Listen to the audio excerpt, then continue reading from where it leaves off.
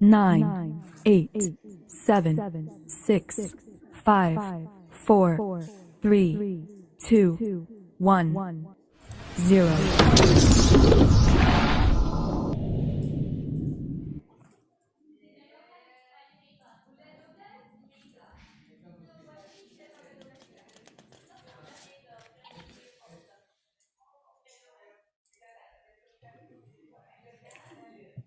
Bismillahirrahmanirrahim. Alhamdulillah الذي هدانا لهذا وما كنا لنهتدي لولا أن هدانا الله. Honorable Rector of IUM, Professor Emeritus Tan Sri Datuk Zulkifli Abdul Razak, respected Professor, Datuk and UMC members, Acting Chief Librarian Dar Al-Hikmah Library, Madam Yusrina Abu Bakar and the Library Management, respected panelists, KM Champion, Center of Studies and Administration Officers, participants from higher learning institutions, distinguished guests, ladies and gentlemen, brothers and sisters of IUM community, Assalamualaikum warahmatullahi ta'ala wabarakatuh, and a very good morning to all of you. Ladies and gentlemen, we welcome you to this forum entitled Knowledge Management for Organizational Sustainability, organized by Knowledge Management and Repository Section, Dar Al-Hikmah Library, IUM.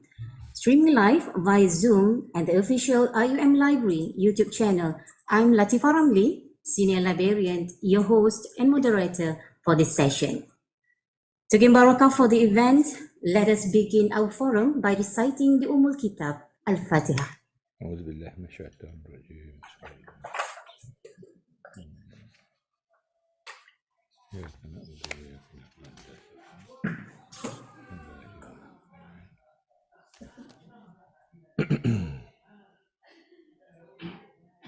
Ladies and gentlemen, today's forum on knowledge management is a very important topic, and our panelists today brought to you are among the best within their own domain.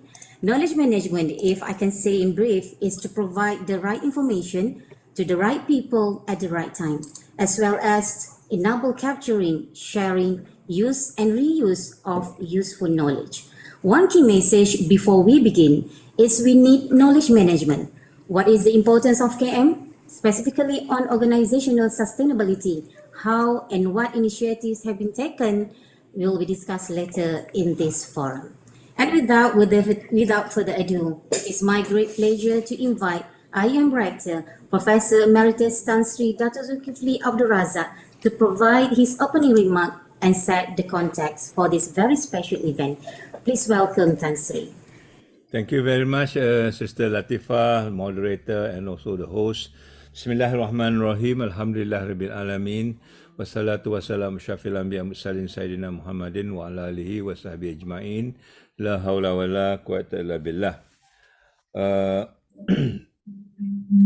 Fellow panelists, Assistant Professor Dr. Zabida Abdul Hamid, Brother Khairul Azhar Muhammad Hamdi, Brother Arif Amrun Arifin, our own acting librarian, Madam Yusrina, colleagues, brothers and sisters, ladies and gentlemen. Let me first of all thank you and thank Allah subhanahu wa ta'ala for giving me this opportunity to speak to you very briefly on this occasion of the Forum on Knowledge Management for Organizational Sustainability. If I recall, this is one of 2 or 3 knowledge management seminar that we have had externally, although we have a number internally, which goes to show that this is a topic that is ongoing, a topic that is very current, and a topic that all of us need to get into in trying to manage knowledge, but not so much of manage knowledge, but also to make sure that this knowledge that we have stay relevant to us and also enriching us at the same time. This university, I think, is particularly interested in knowledge management as a way forward to enhance the use of our library, which is now the anchor for knowledge management. If I can recall, we have been doing this for a long time, but yet it is not structured in the way that we can benefit totally for the whole organization. And therefore, this whole idea of organizational sustainability becomes an important topic to merge knowledge management and also organizational sustainability moving forward. Yeah? So I would like to thank the panelists, people who have had experience on this, to advise us and to give us direction. What is the best way to do this as soon as possible? I think we are not having the luxury of time to learn this on a very conventional way. We like to take as much shortcut as possible in a minimum period of time, so that we can go into sustainable organization and also knowledgement together. Now, I say this because the university in the last 5 years has generated a number of information that is non-conventional. I think for our guests, we have embarked on what we call community engagement, where students are working with the community in the hundreds.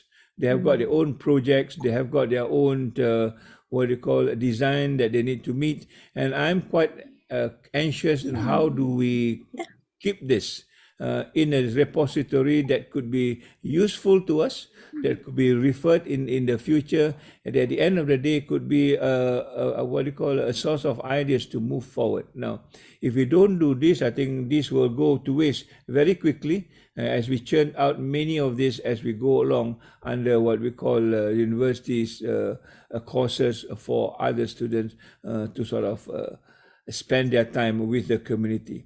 So that is one area why I am quite very anxious to put this on the map, so that beginning at least by next year, we can begin to collect some of this data, make some sense out of it, and see where the university needs to move forward and what are the needs of the community. I think the university is very interested in trying to address the needs of the community, yet we do not have databases that tells us what is the needs of the community, except for the very common things, makan and stuff like that. These are probably standard items, but there are many other items that we begin to understand that the university needs what you call assistance, and sometimes we are not working in tandem with them.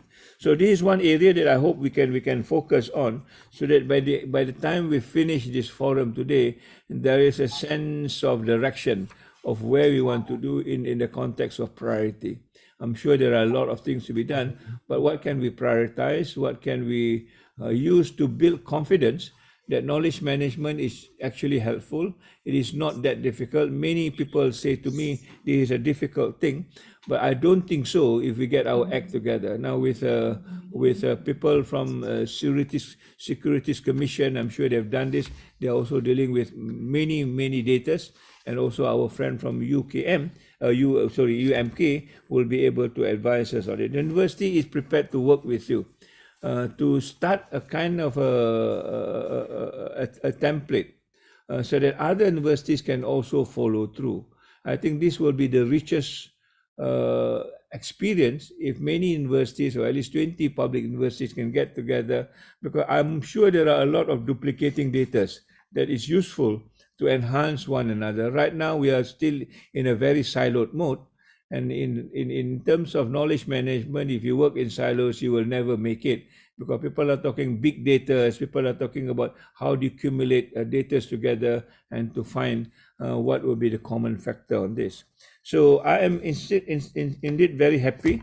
I would love to listen to you, but I've been called by somebody else to give a talk, Angkatan Tentera Malaysia. I thought this is an opportunity, the Angkatan Tentera seldom call you unless you're in trouble, but this time they want to listen to me. Alhamdulillah. Maybe I can connect with them, and maybe this can also be part and parcel of the activities that we can do with them, because they are also sitting on heaps of data that we do not know how to deal with and how to manage them. So on that note, let me congratulate the organizers for this, Dr. Zabida in the lead, and also the library, Madam Yusrina, and also Madam Masita Abdul Rahman. And I hope this will be another venture for us to move forward. You can count the support from me, and we will do as much as possible in trying to make this happen in the quickest time possible. So on that note, let's pray and dua to Allah subhanahu wa ta'ala that we are given this wisdom and also the courage to make this change, and particularly to do it in the context of what Islam requires us to do. The data that we collect, I hope, will be a data that is sensible to us, that enriches us, that also makes us a good Muslim as we move forward, inshallah.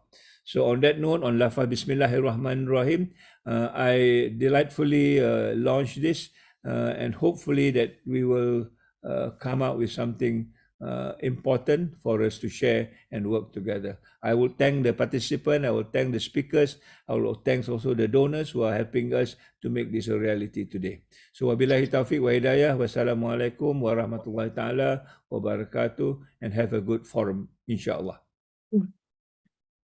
Thank you so much, Tan Sri Rector, for this wonderful opening remark. And Thank you. I believe that you have set the context, okay, for this very special event, and from this actually we can discuss later, and we'll hear from our panelists the experience. We have all three of them from the different world. I mean, one from the our lecturers for academics, and then we have the library also point of view, and then we have from the industry.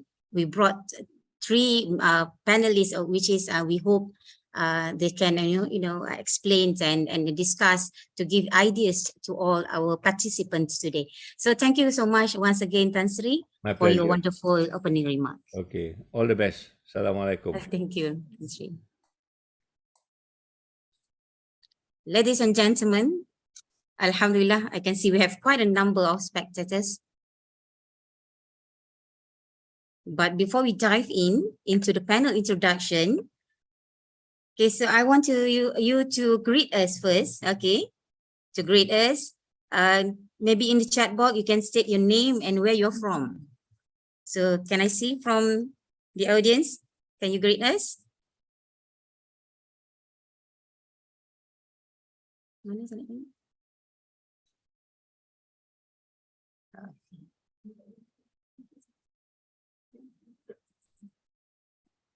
Okay. Do you have anyone from YouTube channel, maybe? Can you state your name, where you're from? The chat is disabled. Oh, chat is disabled. Can I see the chat? Yes, yes. Oh, the chat is disabled. Oh, unfortunately. So maybe later. All right, maybe later. We'll see who's there. Because we have a lot of spectators today. I believe that we have about 180 something participants today with us. Okay, so inshallah, I think we proceed with the session. So our goal today, ladies and gentlemen, is that whatever your role is in the organization, that you will come away with something, a new idea, a fresh perspective, maybe a new strategy that you can apply to be more successful in your organization. So here's the format or the flow of the session to give you an idea of what to expect from today's forum. Okay, we have three panelists with us today, so I will be dividing the session into 4 rounds. All right, the panelists will be speaking for 10 minutes for the first, second, and third round. And at the 4th round, we will open for the floor for question and answer session. Okay, so the session will be inshallah for about 15 minutes. Ladies and gentlemen, moving on, let us begin this forum by introducing our guest panelists. Joining us today is our first panelist, Dr. Assistant Professor Dr. Zabida Abdul Hamid. Okay, how are you, Doctor? Alhamdulillah, I'm fine. Good morning. Alhamdulillah. Salam. For your information, ladies and gentlemen, Dr. Zabida Abdul Hamid is an assistant professor attached to the Faculty of Economics and Management Sciences, IUM. What's special about Dr. Zabida is her extensive experience in teaching undergraduate and postgraduate students, conduct research, publish journal articles and book chapters, and supervise master and doctoral candidates in knowledge management, organizational behavior, management, and talent development.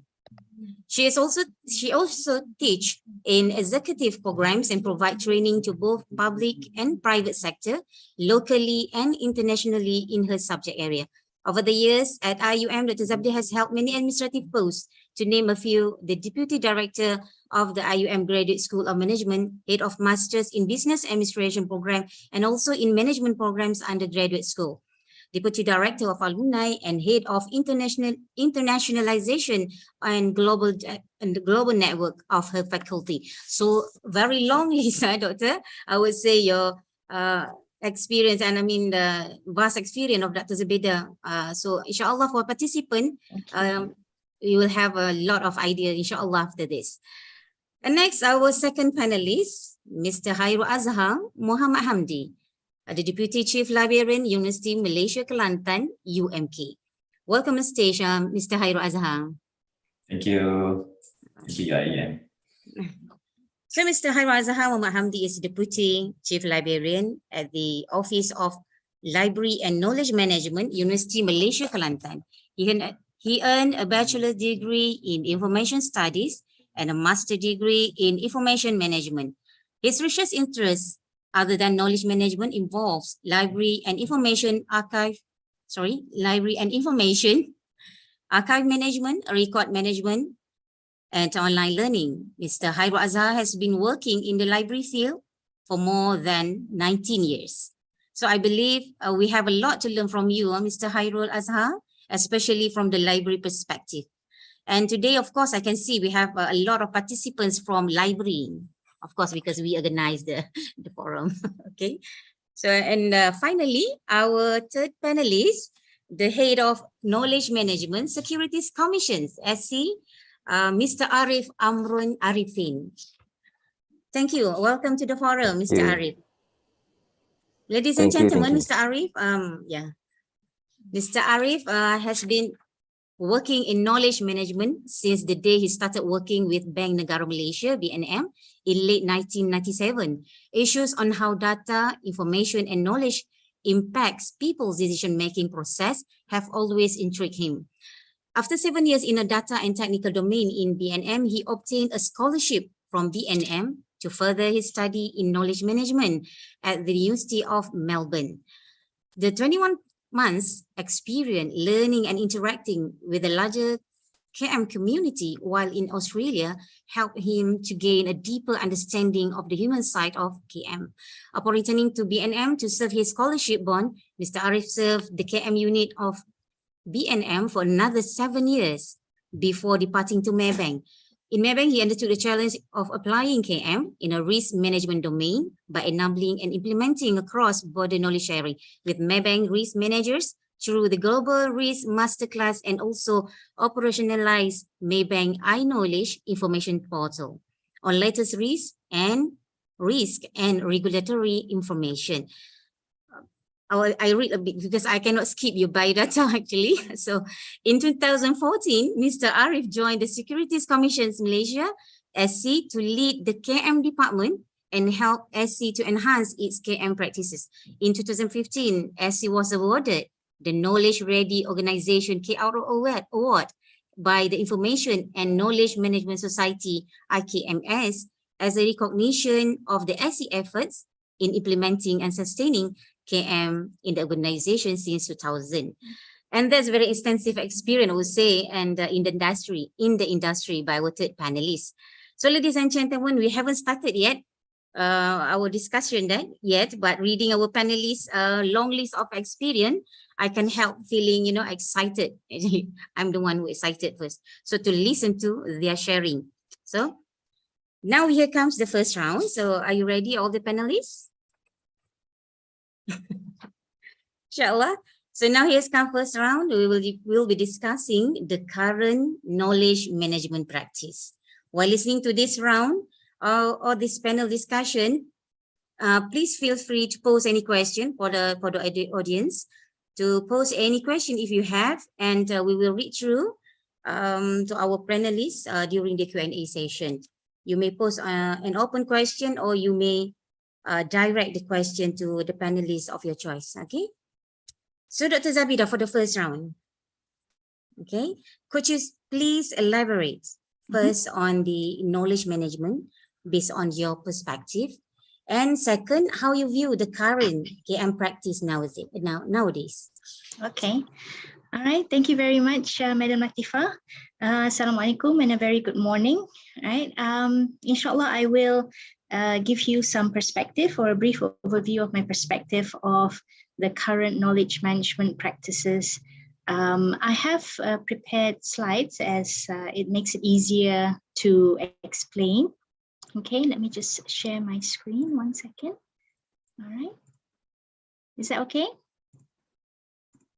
Yes, yes, we can see. All right. Okay. Okay. So, Bismillahirrahmanirrahim. All right. So, in terms of a brief overview, right, on knowledge management, first of all, I think I should explain just a little bit about knowledge in organizations, right? They can be found in tools or technology within the company, for example, databases, software, right, online platforms that the company uses. At the same time, knowledge can be found in the processes, for example, work activities, schedules, right, that the people use in order to carry out their daily work. But more importantly, the knowledge is in the people, right, the people in the organizations. And that is a critical factor where if, na'uzubillah, if the person were to leave the organization, the knowledge will walk out the door with them. Right, so that could lead to a potential brain drain. All right, so the thing now is, how do we find a way to make sure that all of these can work together, right? And this is where knowledge management comes in.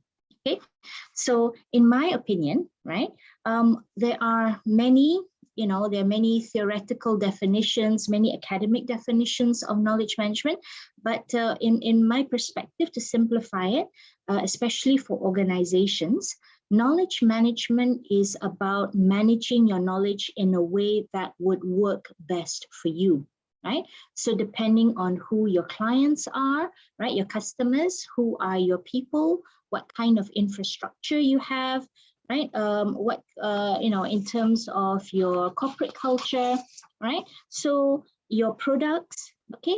That is a way for you to, discover and find a way to see how the knowledge in your organization, whether it's from the tools and technologies or the processes or all the people, can work together to make your company more efficient, more effective, and obviously coming back to organizational sustainability, right? Longevity and sustainability.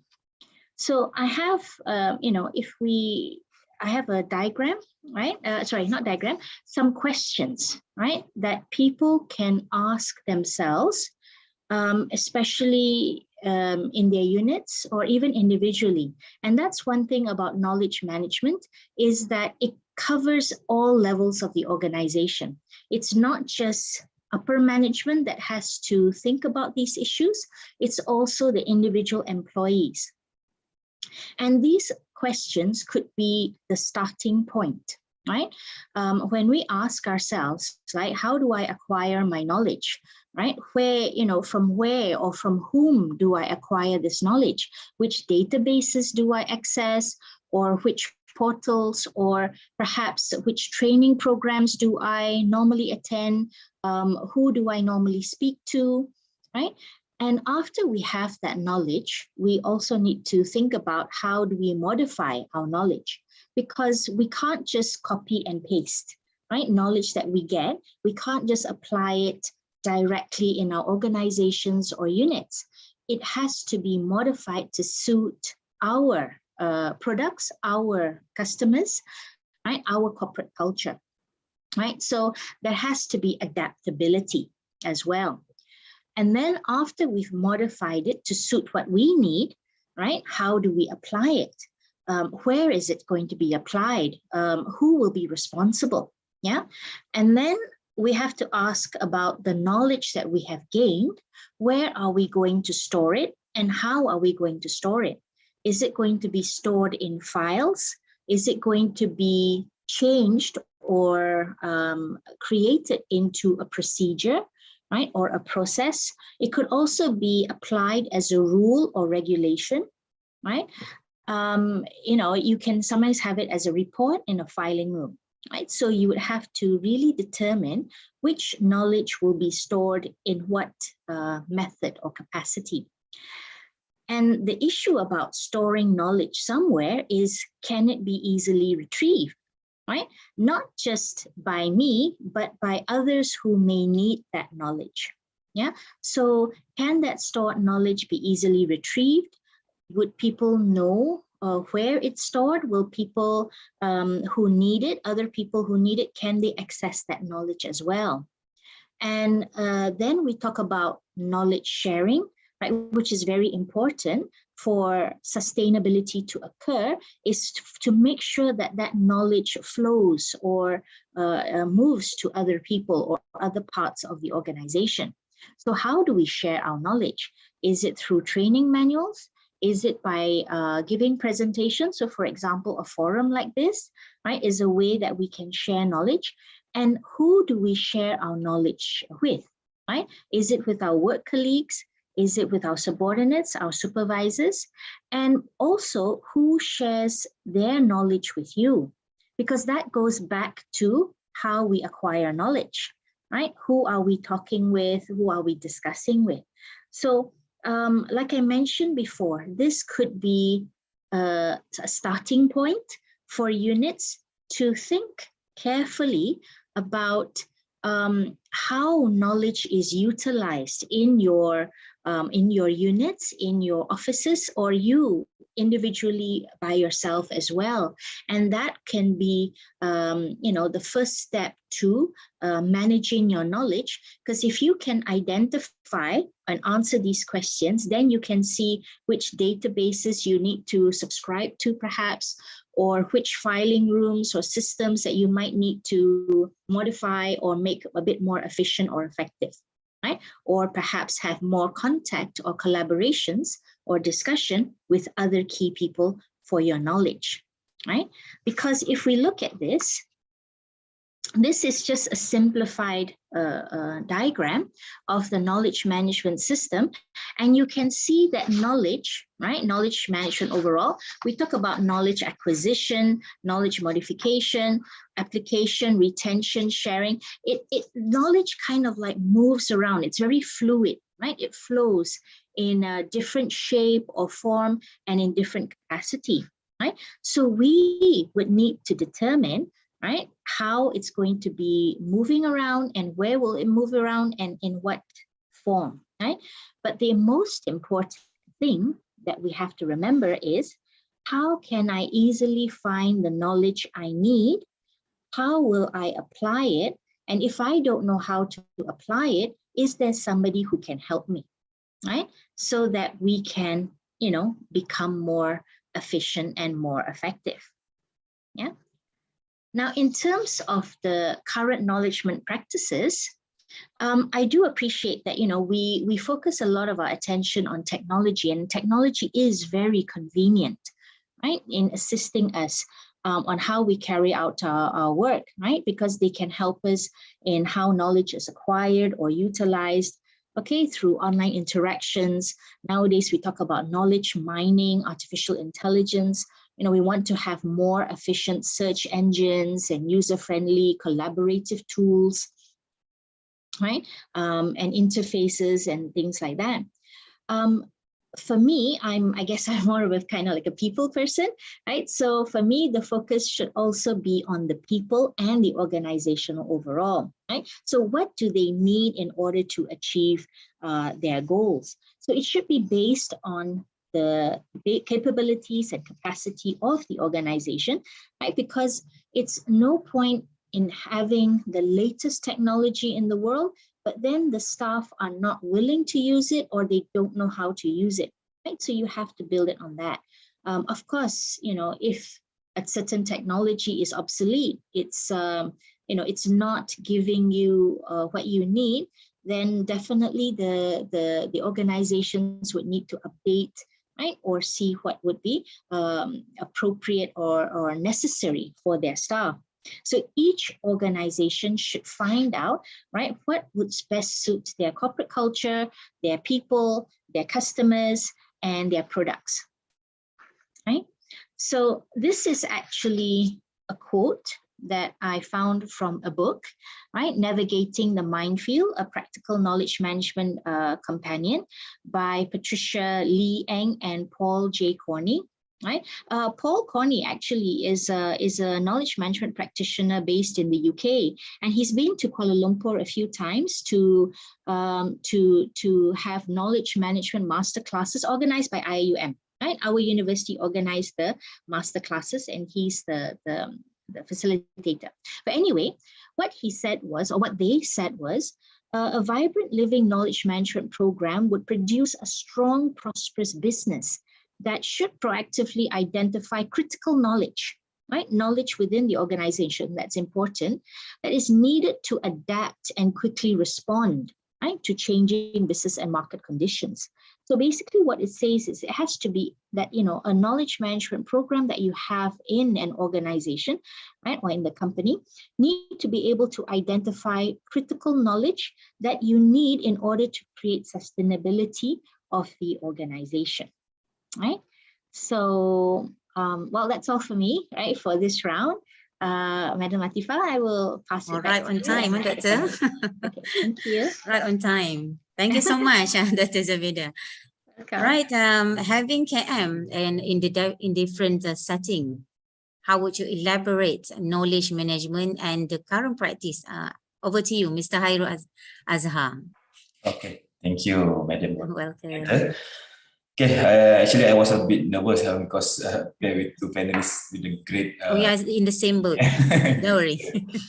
Okay, I try my best to share what we have Inshallah. done in EMK this couple of years implementing KM. So, okay, back to the question from the writer. So regarding my perspective on KM, so I want to show my slide. Okay.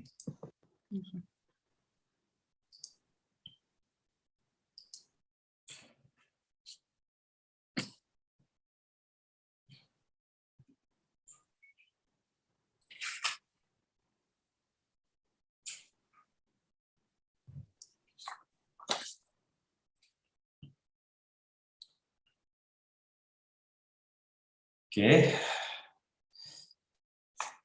All right. From my point of view, KM is about creating info, capturing info, storage, sharing info, disseminating, and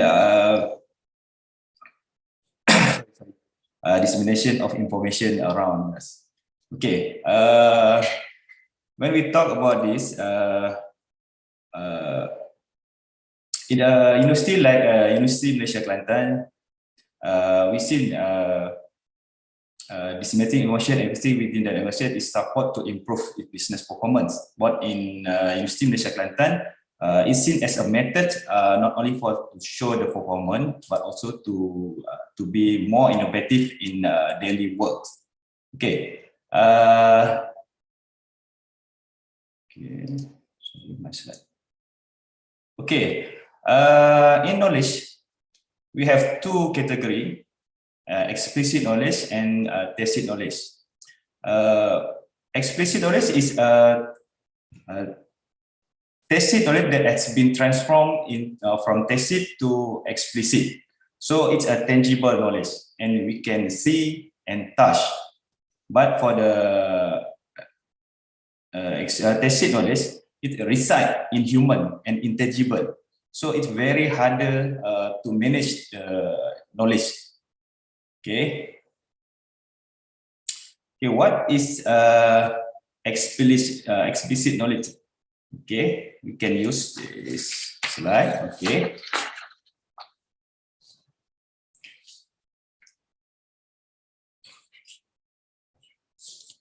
Okay, explicit knowledge is a document, like a document, books, article, report, databases, and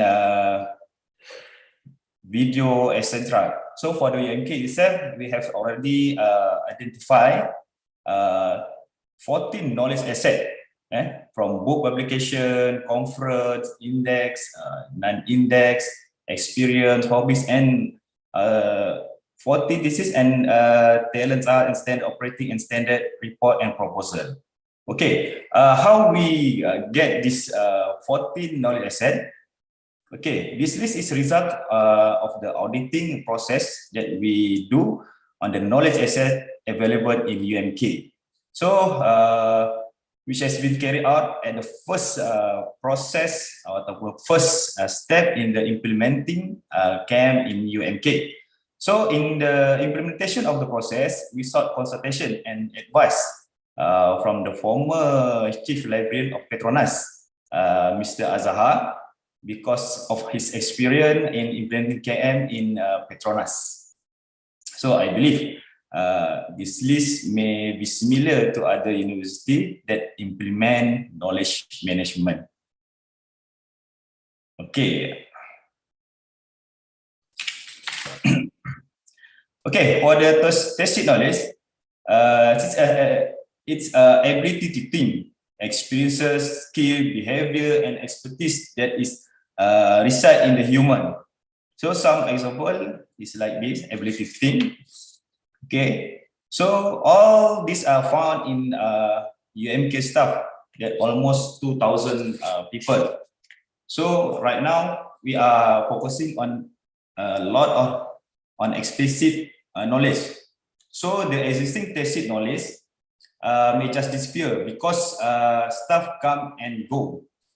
So I realized that we need to encourage people to take advantage of this tacit knowledge, because this tacit knowledge is very, very crucial to us to get the knowledge from the people who can come and go. Okay. All right. Okay, for me, for this round, I think that's it for this round. Okay. Thank you, moderator. Thank you so much, Mr. Azhar. Yes.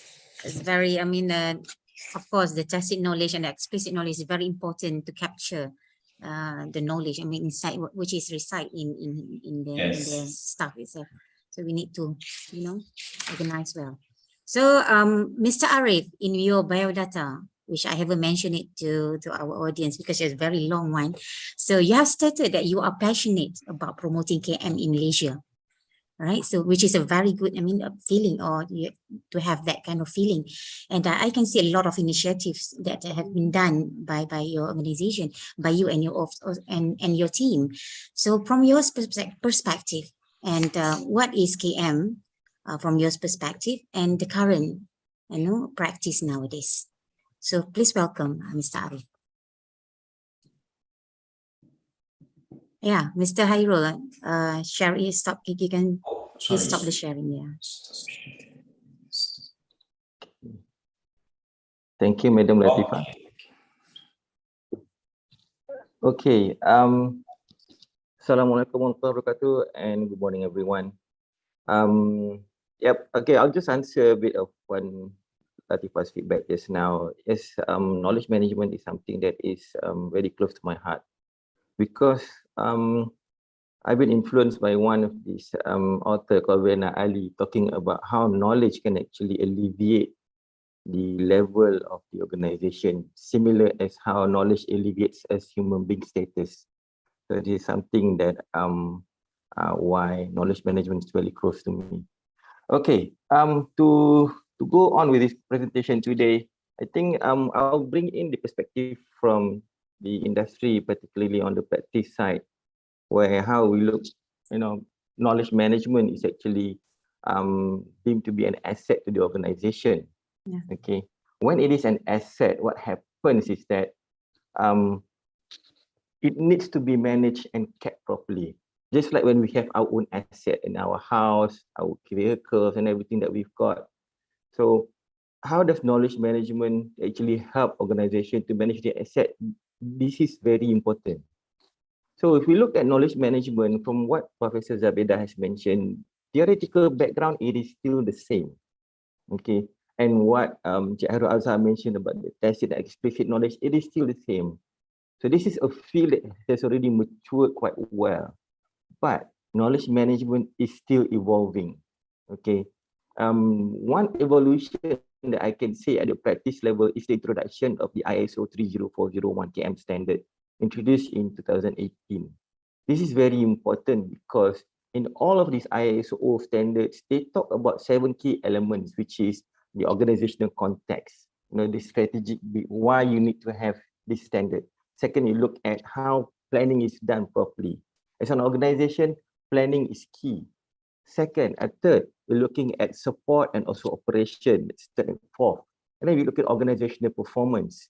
Then we look at the monitoring part of it. So these elements are also critical to knowledge management because we are part of the organization. I really suggest for those who are interested to implement knowledge management properly, have a look at 30401. Of course, the document is difficult, but there are people who actually can have a chat with you how to actually look at this KM 30401 and use it as a guide rather than as for certification. The other thing is that knowledge management still focuses a lot on capture. However, capturing is not just that. Most of the time, knowledge management in the past always talking about capture, creating databases, creating repositories, and everything is being brought in. But how about creating new knowledge from the existing knowledge, curating them so that it can be reused for other people in the future? There is also this concept of how the knowledge that is being captured has a reusability index. How reusable are those knowledge that we've captured? Let's take, normally we do in organization records management. We capture all these files. Question is, if someone in the future, 10 years down the line, were to look into the files, how can one make sense of what happens in the file? There are efforts by other organizations like in the World Bank who looks at past projects documents, then actually, trying to understand what is in those files, in those projects, and take out lessons learned, context, so that it can be repackaged for future use. Particularly if the project is a long-term project, and as we know, World Bank does that. Some projects are 10 years ago, what happens to it 20 years down the line?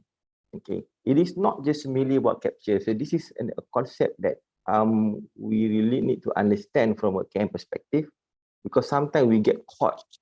Everything is about capture. Okay, and one thing that is evolving right now is that knowledge management, big data, artificial intelligence, machine learning, these are not alien concepts. It is now the time for KM to actually connect the dots with those in the data realm together with machine learning and artificial intelligence. Why? Because data alone, doesn't make sense. So who is making sense of the data? People from the knowledge management field connects the dot together from the people in the business. So that when we implement AI, we implement machine learning, we can achieve higher level of automation. Okay, so that's more or less where I'm taking knowledge management from a KM perspective in the practice world. Thank you. Oh, thank you so much, Mr. Arif. So I get one word when you say that KM is not merely capturing the knowledge, but can that knowledge be reusable? That's a very strong word to end this round, actually. So next, for the second round, right, we'll be talking about KM for organizational sustainability. Okay, so there was an article written by Rebecca McNeil stated that the scope of a sustainable campus could include anything from greening facilities, increasing environmental education, integrating sustainability priorities into purchasing policy, and an endless list of other considerations. Given the breadth that sustainability could have on a university campus, employing tools to help manage this tool this goal, will create more effective and immediate change. Okay, one possible tool is knowledge management, the practice of capturing, organizing, and storing information. So based on this statement, Mr. Hairaz, how do you think, okay, KM can be applied to ensure the sustainability of an organization? And based on your experience in KM, what are the major challenges in implementing KM? So over to you, Mr. Hairaz, for the second round. So, yes, share this. Yeah. So I have a list of 4 of challenges that we face during the implementation of KM in UMK. So for the first is sharing their work. So many of the people refuse to share their work. So we develop an open KM system to collect all the knowledge assets in one place that make it easier for staff to exchange and the knowledge and the expertise. But there are still don't have seem like they want to submit their work to be uploaded in the system. So every month, what we do, we will send an email to encourage staff to register to the OpenKM system for the purpose of uploading their work. So the system is a self-service system. So they can, so the staff can upload their own knowledge asset, and we as a admin will check and confirm before it is displayed in the system. So for the timing, we focus only for the academic staff to register to the system. So because there are still many academic staff who have not registered in the system. So we are also using the various platforms to encourage participation from academic staff. So we use UMK executive meeting, Senate library meeting, UMK archive meeting, UMK press management meeting. So we took the opportunity that the space in the head librarian was one of the members of all the meetings. So second is the technology. So the challenges is in technology is technologies are being used successfully since we are pandemics for the 2 years. Those from desktop video conferencing such as Google Meet, Zoom, Webex, StreamYard, and so on. So we had to understand. So the challenges is we need to understand and be skilled in the handling of all this technology to make sure there were no problem while we are handling this technology. So the third challenges is seasonal. So what is the seasonal? So the use of KM system seasonally when it near the end of the year, because where the process of filing and what we call LNPT annual evaluation mark for the purpose of purpose of promotion. So at the UMK we use the My Scholar system. We managed to develop this My Scholar system managed by the library for evaluation of the academic staff by including all the writings that has been published. So the system will become congested every time at the end of the year because high usage of these people or staff. Okay, and fourth challenges is too many system we have developed, but it's a standalone and not connecting every single of the system. So we have actually we have a 6 internal database system, OpenKM for storing knowledge asset. We have this call what we call digital spatial collection. To keep published material and intellectual property of UMK. We have EPAMS, past year exam paper, it's for student. And we have My Scholar that I've been mentioned earlier. It's consists of all academic publication were published with the affiliation of University Malaysia Kelantan. We have My Records, storage of public record for UMK, and we have e-media. What we call that? Store audio, video, newspaper, and cutting photo of UMK. Yeah.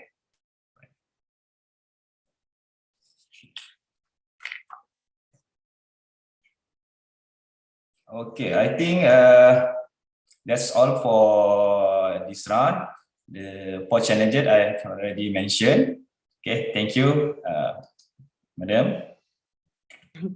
Thank you so much, Mr. Azhar. Okay, one of the challenges you mentioned is sharing the works. I mean, by the the community. Okay, so I think I couldn't agree more on that, because of course we have that one is a measure of challenges actually, to call all the community to share their works with us actually. Okay, so now we move to the second panelist.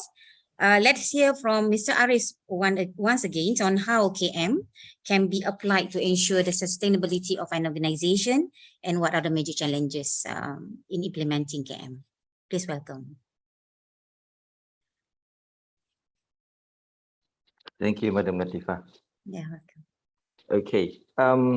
I've been posed with 2 questions over here. First one, we'll be talking about sustainability of the organization. The second part, which is key challenges when implementing knowledge management. Firstly, let's have a look at what is actually sustainability, because sustainability tends to sometimes to everyone will mean quite a lot of things. But the general definition for sustainability means it's about how we actually get what we want without affecting the future generation's ability to get what they want. Pretty mouthful, right? So in short, it's basically what we do now does not affect the future generation's ability to do what they want to do. So in an organization context, how do we see this? Okay. Firstly, in the organization context, as I mentioned earlier, to sustain knowledge is an asset to the organization. It's like fuel, okay? And we know that this knowledge comes from people, okay? As Prof. Zabida mentioned also a bit earlier. So this knowledge will keep on evolving and changing over time. So for the organization to sustain, it has to depend on the knowledge. And we know knowledge has 2 bits, explicit and tacit knowledge. Okay. So the key challenge for the organization, how do we make sure that knowledge is properly kept, stored, and then managed properly? Okay. So KM does that quite a lot. Okay. First thing KM helps is to make sure that the organization remembers what the knowledge that they've got. This is where a lot of the capture bit comes in. Okay. So if we don't capture all these records, in my organization is also part of the federal government. So records management is very, very important. Okay. Managing the records also is very important because we have to make sure that records don't leak out. We have to manage it so that this one is referred to the right people and so on, and not, it goes to the right people most of the time. If not, something that leaks and get into a bit of trouble. Okay, so remembering those knowledge is very important. Second, how do we use this knowledge to actually coordinate our activities? Okay, we do a lot of things in the organization. It's a lot of function, but sometimes those functions works together within a group of people. If these people do not get the information that is needed at the right time for them to do their work and make the right decision, then coordination will be a bit of a challenge. So KM helps that. How KMs help that? First, once we capture it, we make it available, it has to be shared properly and timely. Okay, remember, coordination sometimes is time critical. The decision needs to be made there and then, but if the right information is not arriving at the right time, maybe a wrong decision can be made. Okay. And lastly, as an organization, our ecosystem changes, our environment changes. If you remember, during COVID, what happens? People suddenly have, everything is standstill. So KM needs to evolve and learn and adapt and get the organization to also learn and adapt. So KM can bring in all this external knowledge, all these external stimulants, and then bring it back and be shared back to the people so that people can actually, hey, this is something happening in the market, something happening in the ecosystem that needs to be looked into. So who can learn on this? Who knows what? Okay, so knowledge management helps to connect the dot for all of this so that the organization can actually learn and adapt so that it can proceed and sustain towards the future. Okay. So what are the major challenges that we face in implementing knowledge management? From my experience, one of the key challenges that I've seen when people wanted to implement change, even sometimes from my part, is that the first one is the unclear strategic context. Okay, when we're not clear about why we want to implement knowledge management. Okay, if we're not clear, then how do we implement knowledge management? It's like, I don't know what I want to eat, but then I go to the restaurant and I want to order something. I don't know what I want. So it is really not right, because sometimes the tendency for many organizations is that you jump on the bandwagon. Hey, the other organization is implementing knowledge management. Yes, we must also follow them and implement knowledge management. But the question is, why are you implementing knowledge management? So we need to look at the problem statement. What is the problem we're facing about when we talk about knowledge? There's some questions that Professor Abeda highlighted earlier in the presentation. Is very important. In the KMISO standard also, there are questions that is asking readers of the ISO standard on the organizational context. Why do you want to implement this? Okay. Second challenge that I've seen a lot is that not taking stock of what knowledge the organization has. Like managing an asset, normally what we do with an asset, we do a stock take, right? Do we do a stock take of our knowledge asset, our knowledge in the organization? Challenging? Yes, very challenging. Why? You've got those in the tacit domain. How do you classify that? How do we actually identify that? How do we know that that knowledge in the mind exists? Basically, we can do a map based on everybody's expertise. Everybody comes into organization with various type of expertise and competencies. In the HR domain, there's this competency dictionary, it's already there. So we can work, KM needs to work with people in HR to actually identify that.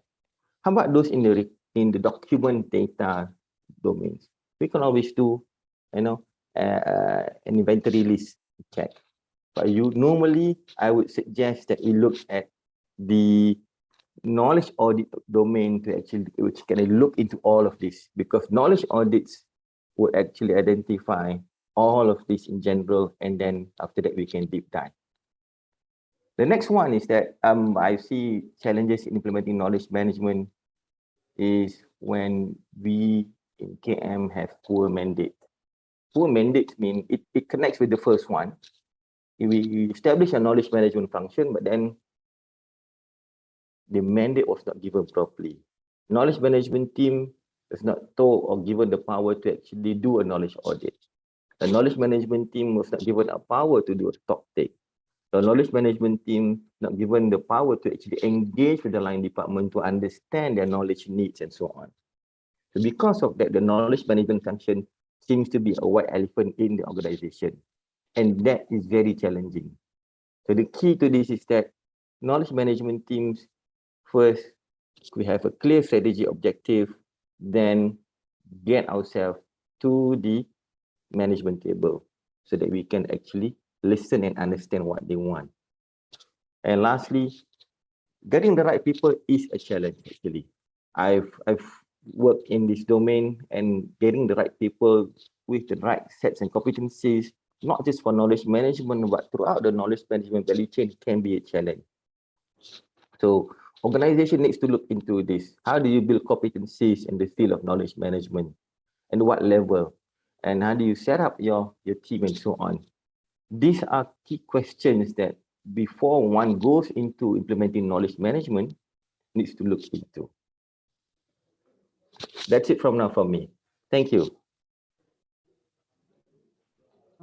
I think that's fast actually.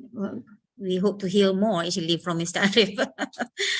Okay, so thank you so much, Mr. Arif. And I think it is You're a welcome. very interesting explanation, and I believe that our audience also learned a lot from your experience and also your presentation now, and on how to ensure the sustainability of an organization and the challenges also. We learn a lot from that, inshallah. So coming up next, our third panelist, Dr. Zabida. Are you ready, Doctor?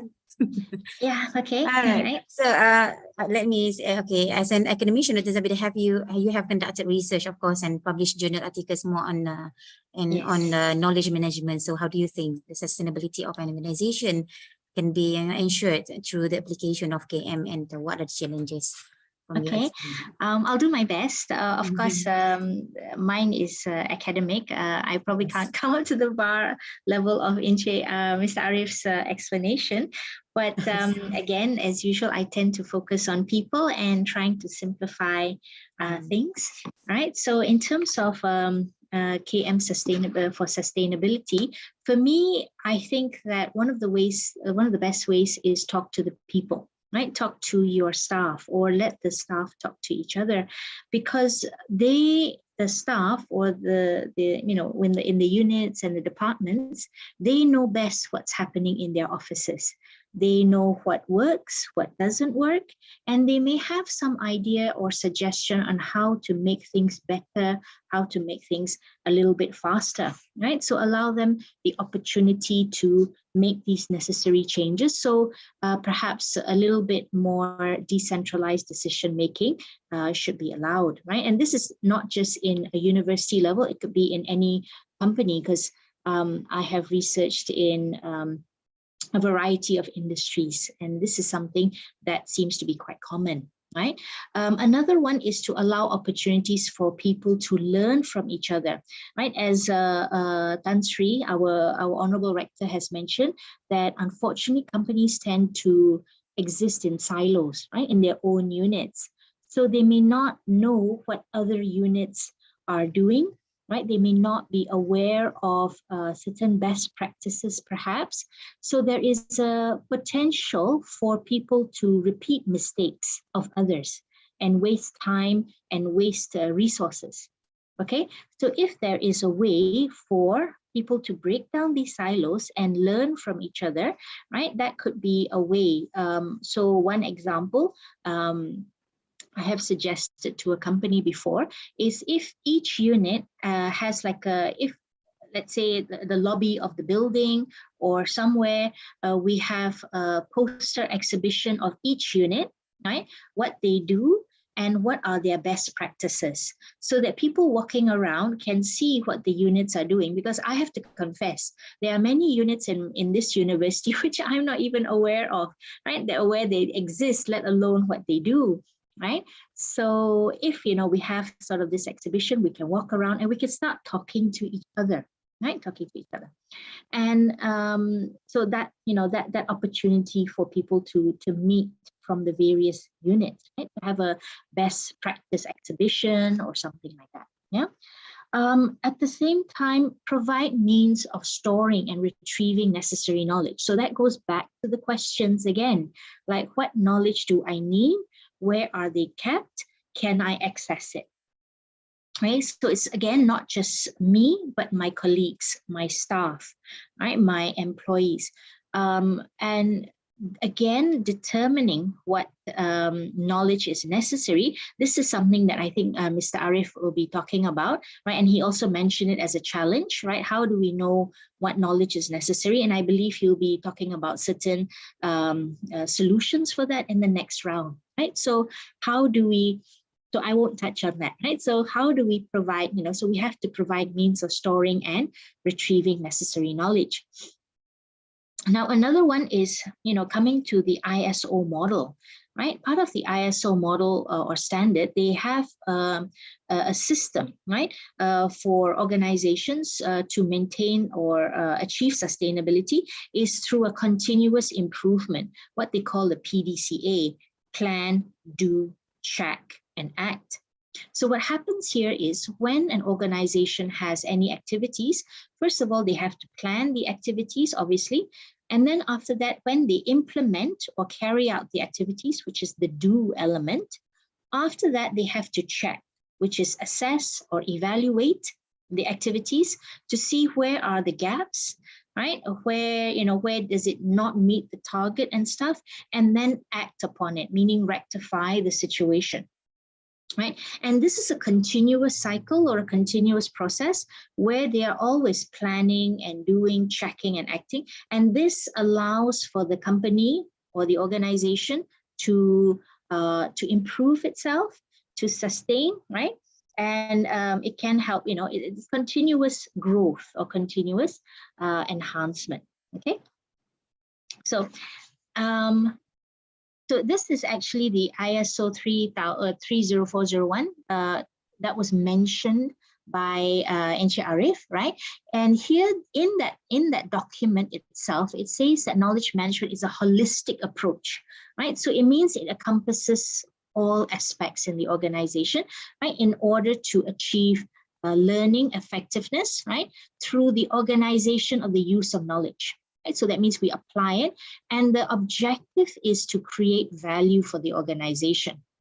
So what KM or knowledge management should do, it's that it should support existing processes and development strategies. So this is something I'll be talking about in the third round as well, right? So therefore it has to be integrated with other organizational functions. It cannot stand separate, right, from what kind of processes are occurring within the organization, right? So it has to be integrated and it has to support what already exists, okay? Now, as for the challenges to knowledge management, these are some of the things that I've observed, right? Things when talking with the various companies that that I deal with, and when I do training, right? I've done training for executives in corporations, and one of them is discussing with or training Japanese executives, right, of multinational corporations in Japan. And one of the key factors was that they don't know where to start when they're starting to implement knowledge management, right? So in my opinion, right, I always ask them or suggest to them to start small. Don't have to, don't have to look at, I need to do this in the whole organization, or I need to do this in my whole department or unit, right? So the challenge here is they don't know where to start. So start small somewhere, right? Perhaps it's just, for example, the filing room. Do you know what files are kept in the filing room? Is there a system of, of identifying, right? And also how to retrieve. So this is a challenge, is where do you start and how do you start? Next is intangibility. Since knowledge is considered as an intangible asset, it is sometimes very difficult to measure the return on investment, the ROI, right? That if I, let's say, am a manager in a corporation and I need to invest in a database or something, right? The amount of money I spend on that, how can I ensure that that investment will give me a valid or valuable return? And this is difficult to say with knowledge because sometimes it takes years for you to actually see the results, right? The positive results.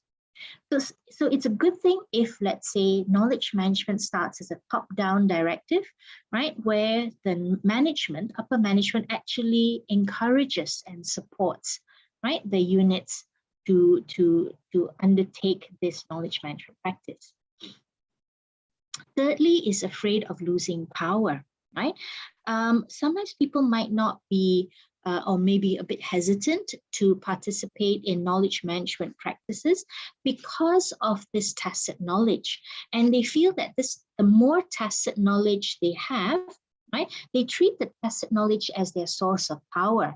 And they are concerned that if they share their knowledge with others, they will lose that power.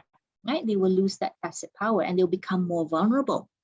However, this can be rectified if management and peers and all that actually reward people who share knowledge and they gain recognition as being an expert in that field.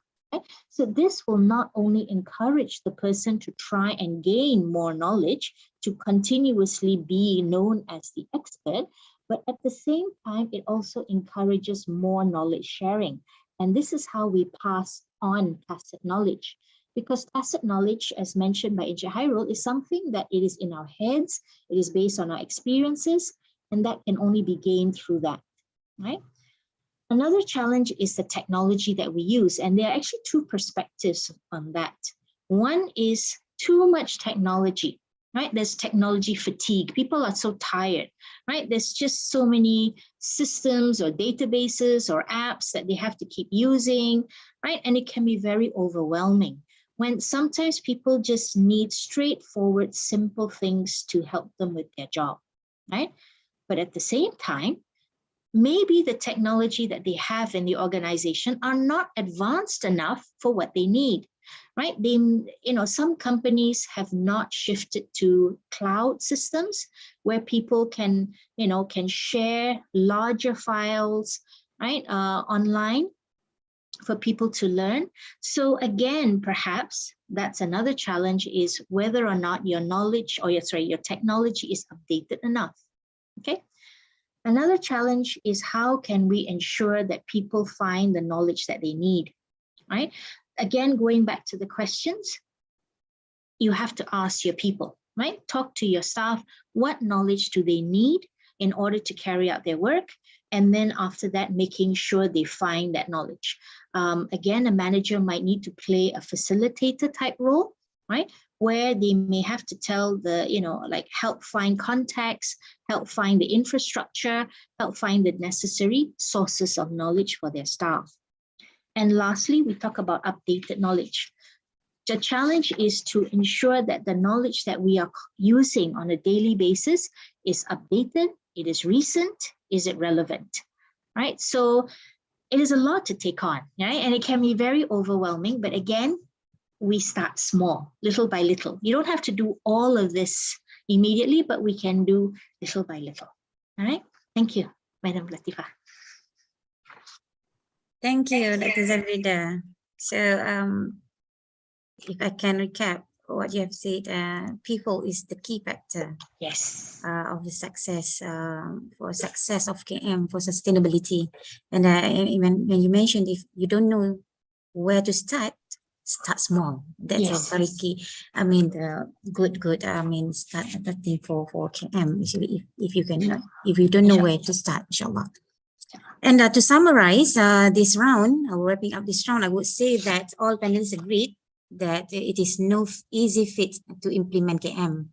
But considering the benefits of KM for organizational sustainability, thus KM is a must. Okay. All right. So already for the last round, the third round and the last round, I think we're going quite fast actually. For the second round, and we have about 1 hour more to complete this forum. So next round, we'll be talking about effective KM tools and the best practice for organizational sustainability. I will start with Mr. Arif. All right, Mr. Arif, what are the KM tools that can be used or have you used, and how they can support the sustainability of the organization? Over to you. Thank you, Madam Latifah. Yeah. Okay. All right.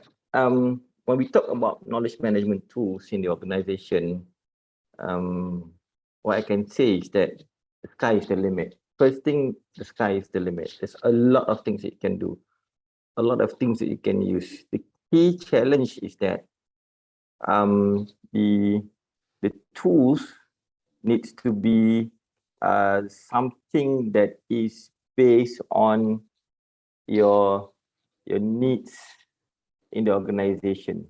Okay. If we get a tool that doesn't match up with the knowledge management pain points or the problem that we are facing, then we will not be able to implement the right tool. Most of the time, consultants in particular, in the past, tendency is that to pose a technological approach to knowledge management, build a portal, build a database, repository. But one thing that I have seen is that a lot of things that an organization do, they do not know what they don't know. That's the most challenging problem. So the first thing that I always advise organization, people, some of my colleagues would tell me, I really tend to focus more on knowledge audit. Is there any particular reason? But for me, a knowledge audit is something that is very important. If I don't know what I'm going to be dealing with, I'm going to be facing a lot of problems. It's like going into a new area and not doing a check on what is available in that area. Where is the hospital? Where is the restaurants? Where can I find things and that? Then I'll be going into an area that is very so alien to me, and I will not be able to perform at my level best. Okay. The same for knowledge management. What does a knowledge audit do basically? Sorry, suddenly went now. Oops.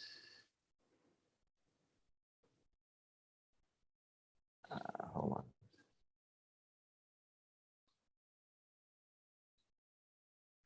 Let me get back to the slide.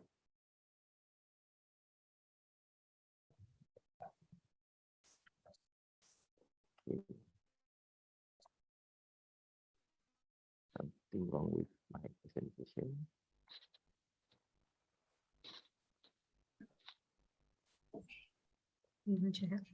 Okay, so what does a knowledge audit does? First, it identifies the business activity in the organization. A business activity is what the organization do. What is your operations? What do you do? Let's say a library, what do you do? You do acquisition, you do actually circulation. What are the knowledge is needed to do for that particular activity? Under acquisition, what are the knowledge assets? Knowledge assets can be both. First, the explicit knowledge assets, which is can be your documents, can be your processes, and it can be your competencies. Okay, competencies. Why people ask why is it competency is not tacit? Because competency can be documented. Okay, you can get your library, degree in library science. Those skills are all listed out. So that can be the explicit part. So you can identify all that. Okay. Next one, the tacit part, which is that we need to identify in order to do those particular activities, such as for acquisition, do you need to have experience? Is there a particular skills or particular natural capability that is required? And then who actually do you work with, the network or the relationship? So from there, once we identify that, we can manage well those knowledge assets so that if there are any gaps, is there any accessibility issues, is there any risk to those knowledge assets? For example, on relationship, this particular vendor is probably not doing so well, and you need to find for another vendor. So you need to actually look into that. And the same for documents. If the records of the information you need for this to acquire those resources are not available, where do you find it? So a knowledge audit will have to identify all that. Then it gives us an understanding, oh, now I know how to manage this. Because now we can see what are we actually trying to manage. Okay. And from the knowledge audit, what can be done after that, that we can then tag, okay, who actually needs those knowledge? From acquisition, who actually use your information? Users. And then after that, when you acquire, definitely need to pay those resources. Finance will definitely need it. And how then you can share it. So sometimes because of those activities, the processes are already embedded. It's already there going on. We are not aware about it, tangibly. Okay, unless you've got business process flow procedure and so on, then that's good. But some organizations do not have the luxury of creating so much standard procedure and instructions. In the banking sector, everything has to be done according to the standard procedures and instructions. If not, they are going to be audit flags, compliance flags to those activities. But in many organizations' case, many small and medium enterprises, I guess in large corporation also, some of the changes to the procedure and instruction do not happen quickly. but things tend to get a bit more fluid, then there are pockets of information and knowledge sometimes gets missing. Sometimes knowledge is not identified properly, it's kept within one particular server, and nobody knows it, only people who works on it. So how do then we actually, but through the knowledge audit, we can identify, flag it up, and then quickly manage it. The other tool that we can actually use quite a lot in terms of sustainability is lessons learned. When we talk about lessons learned, it's basically looking at both tacit and explicit knowledge. Okay, in a simple term, lessons learned means we learn from past initiative, what actually happened to that particular initiative, what went well, what didn't went so well that needs to be changed, and then what are the things that we can actually continue to use it, which is good, so that this can become insights for future reference. When I talk about reuse, this is one of the things that we can actually enhance the reusability of the knowledge. Okay, let's take for example the organization of this particular forum.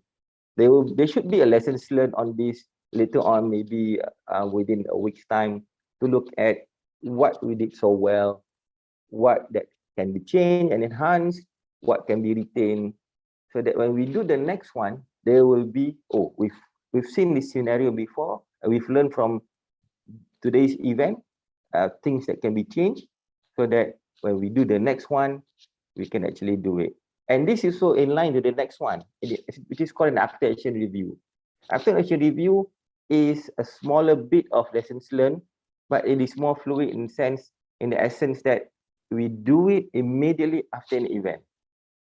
It can be verbal, it can be documented, it can be captured, but it also answers three key questions.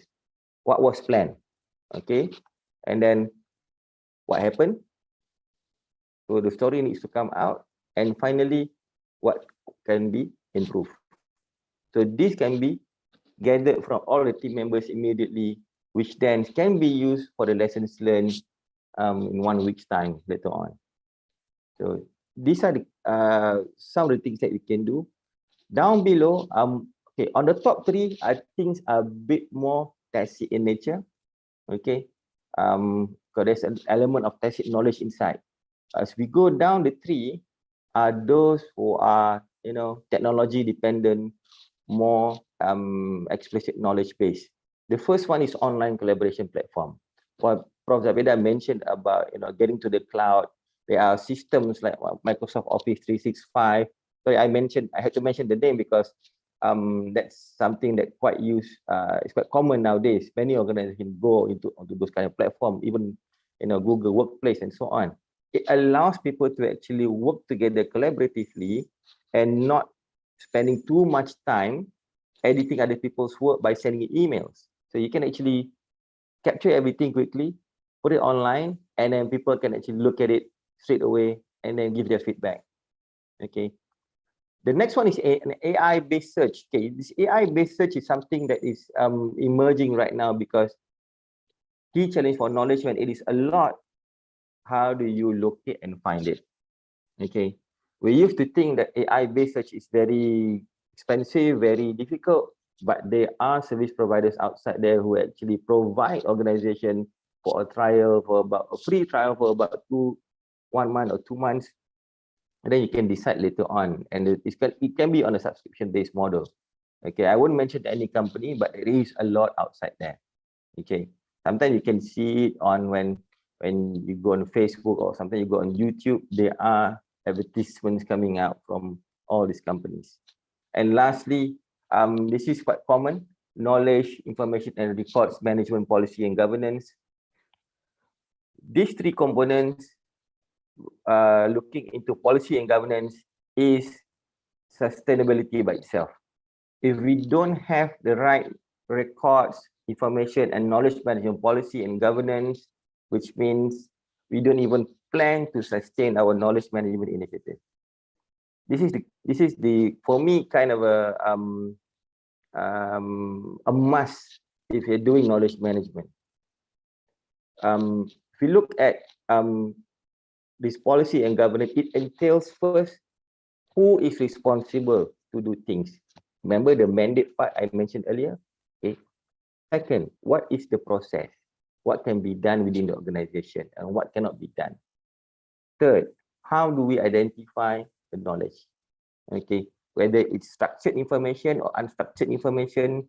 When I use structured information means data.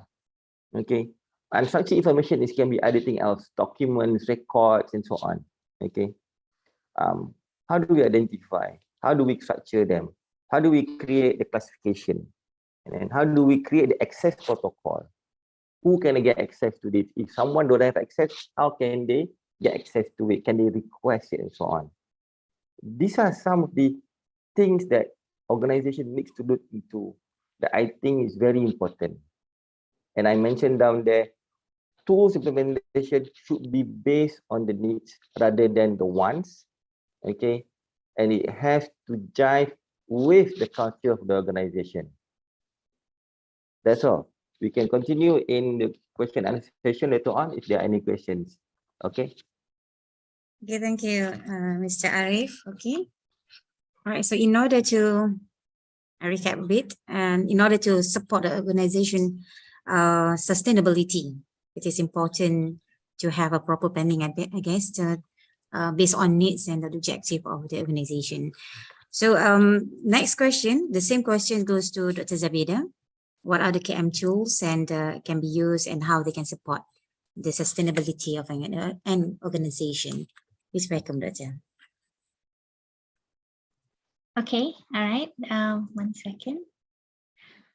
All right, so to answer that question on what are the effective KM tools and best practices, I actually kind of agree. Well, I actually agree with what the ISO was saying, that trying to integrate it with the existing structure in the organization and to integrate and utilize what already exists. So this is basically my approach for finding which KM tools would be most effective for the company, right? So for me, is that rather than bringing in something totally new, right, and which can be very overwhelming, I would like to suggest ways to use what you already have, tweaking it a bit, changing it a bit to suit what like Mr. Arif had already said, right?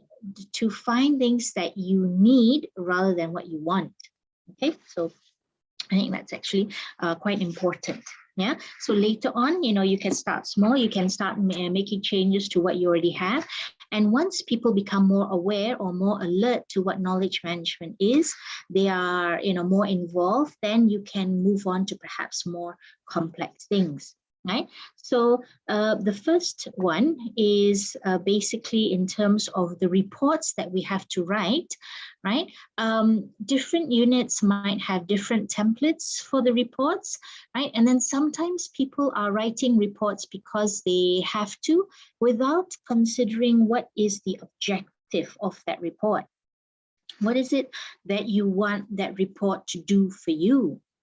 And this was actually a question that was raised by one of the executives at a training program. He had difficulty in getting his team or his staff to prepare these reports. So I was asking him, like, what do you want to gain from these reports? So he said that he wanted to know what happened, right, in during their project, and he wanted to know, right, how they solved any kind of problem. So I asked him whether he asked, whether that is mentioned in the report. So I suggested that if, the units or whatever it is, they prepare a template in the report, and the template for the report would, you have your general questions like who were involved, what was the project about, but very importantly, it should also ask some key questions. Like in the report, the project team should talk about what were the key learning points of during that project. What did they gain from that? Another question they can ask is also, what would they do differently next time? And what would they retain or ensure remains the same next time? Right? So when they prepare the report, they can see, again, because this will help with the ISO plan, do, check, and act, to identify the gaps. When they say what will they do differently next time, is them evaluating what happened and identifying the gaps to rectify, right? So in one of the companies I work, I did a research in, they have a system where all the documentations for their projects are filed in chronological order. And then they give it to a unit, with some keywords for that project, and the unit will scan and keep it in soft copy and key in those keywords.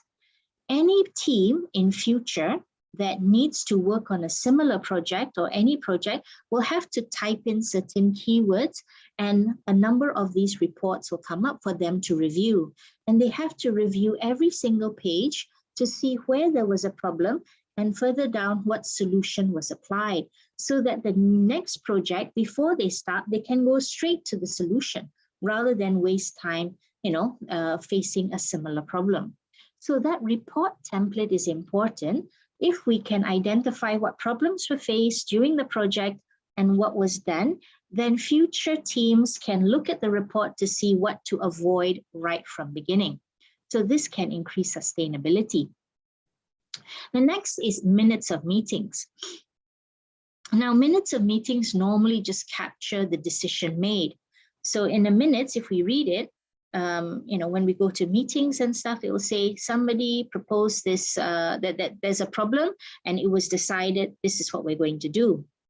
But a large portion of the discussion during the meeting, the real value, right, is not captured in the minutes, right? All the ideas proposed and the discussion about it, some ideas were rejected, some ideas were accepted for various reasons.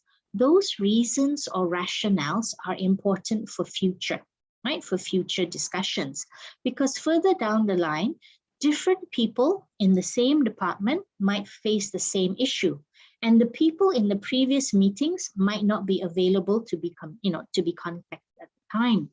And the future groups might make the same issues, might waste time discussing things.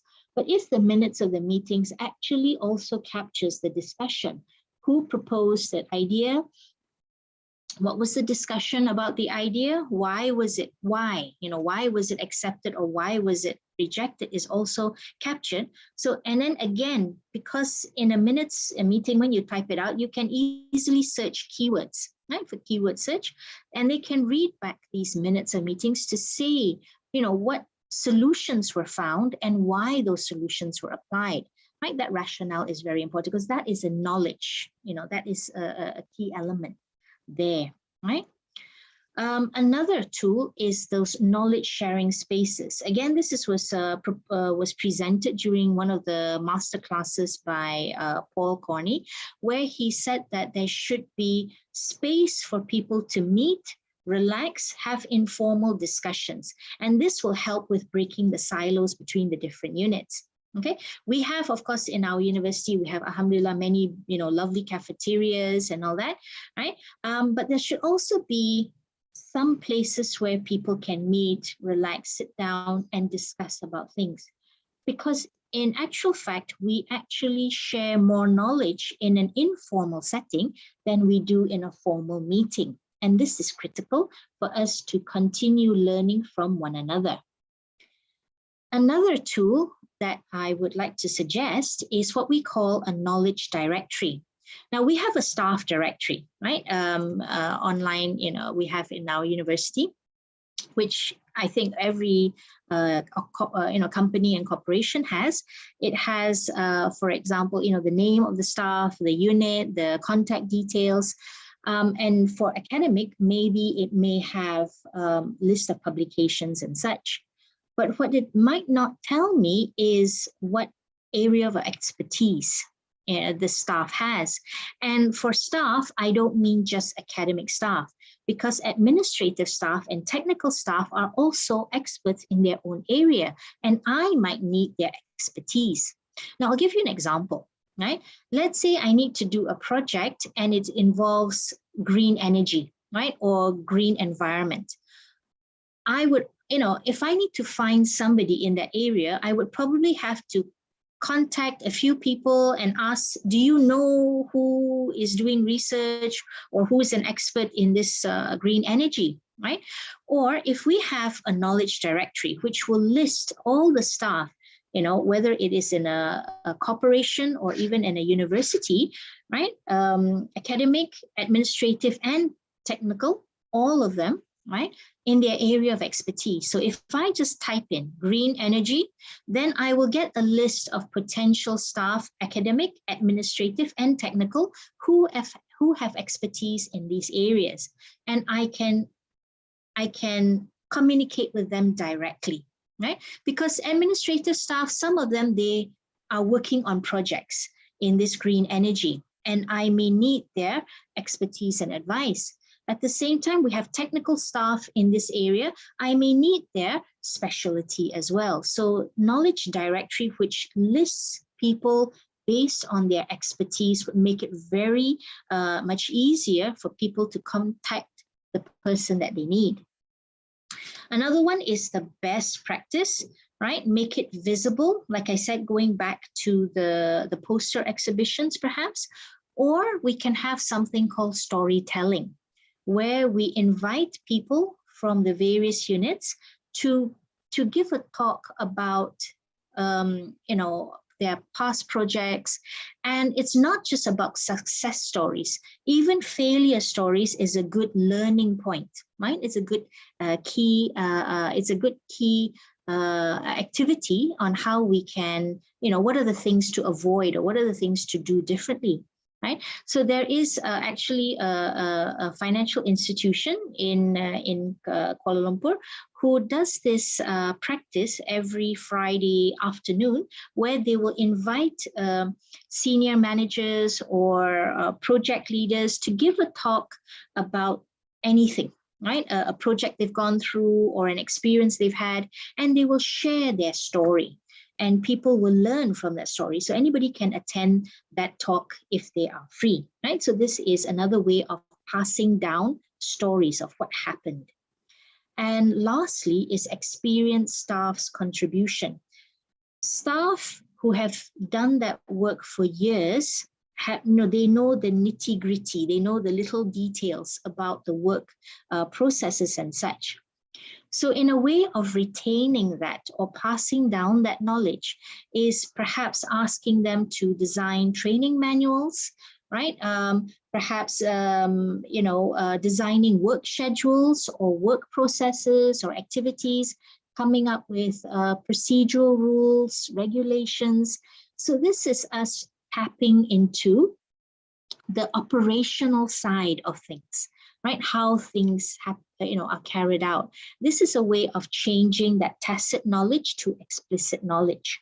Okay, so this way, if again, na'uzubillah, if somebody transfers to a different unit or they retire, what they know is captured in the organization and there isn't a break, right? Because sometimes when they leave the organization or that unit, a new staff comes in and they have to start everything from beginning again, right? They have to learn, they have to adapt, and that wastes a lot of time.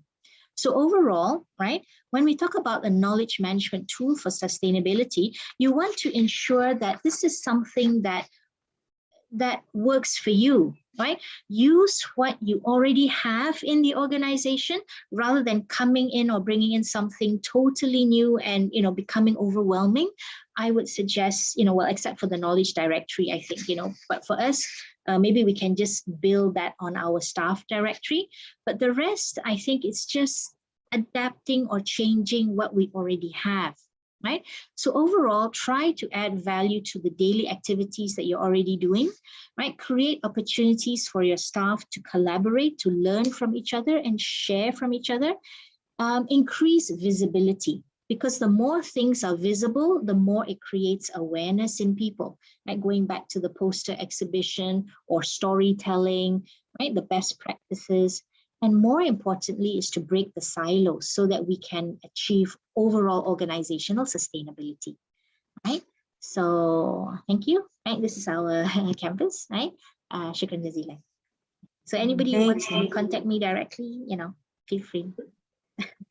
Thank you so much, Dr. Zavida. So I want to share a bit about as for IUM experience. Actually, we have done what you have suggested, but maybe for Department of KM, they might want to dive in. I mean, more by what you have suggested here to look into, to further dive in with the suggestion.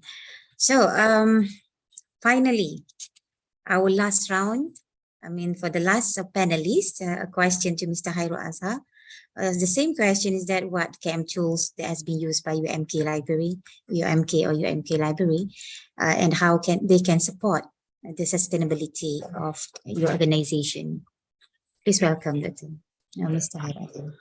Yes, indeed. There are many tools that are used to implement KM in the organization, as said by our panelists before. So, share. Okay, for UMK, we have developed Open KM system.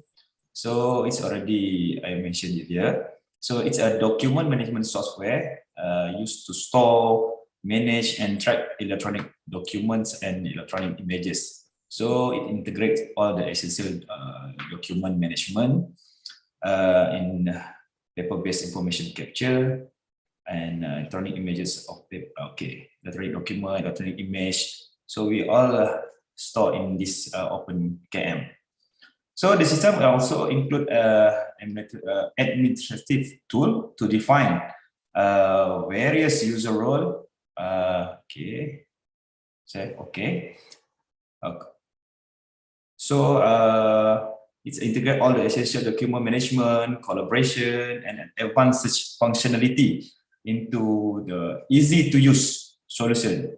So the system also includes an administrative tool to define various user roles, provide access control, define user quotas, set document security level, and provide detail all the activity had been done in the system. So what is the function of Open KM system? So first is control your enterprise content in the organization. So we collect information from any digital source and link into the Open KM system, and we can collaborate with colleagues on the document and project in the progress, as said by Dr. Zabeda earlier. So we can empower organization to capitalize on the accumulated document by locating document, expert, and information sources. These facilities, the promotion process is needed. Okay, the enterprise content management features allow to effectively obtain, organize, store, and deliver critical information to its employees, business stakeholders, and the customers. So the functionality store, manage, and track electronic document, electronic images, or paper-based information captured through the use of the document scanner. So managing document that are uploaded into the system to be referenced for the entire organization to assist in the decision-making process. Okay, this is our Open KM system. So we can access this Open KM system through our KM portal with username and the password when user had registered in the Open KM system. So this is the how the Open KM system look like. Okay, so you can see the 14 knowledge assets that we defined when we started the implementation of the KM.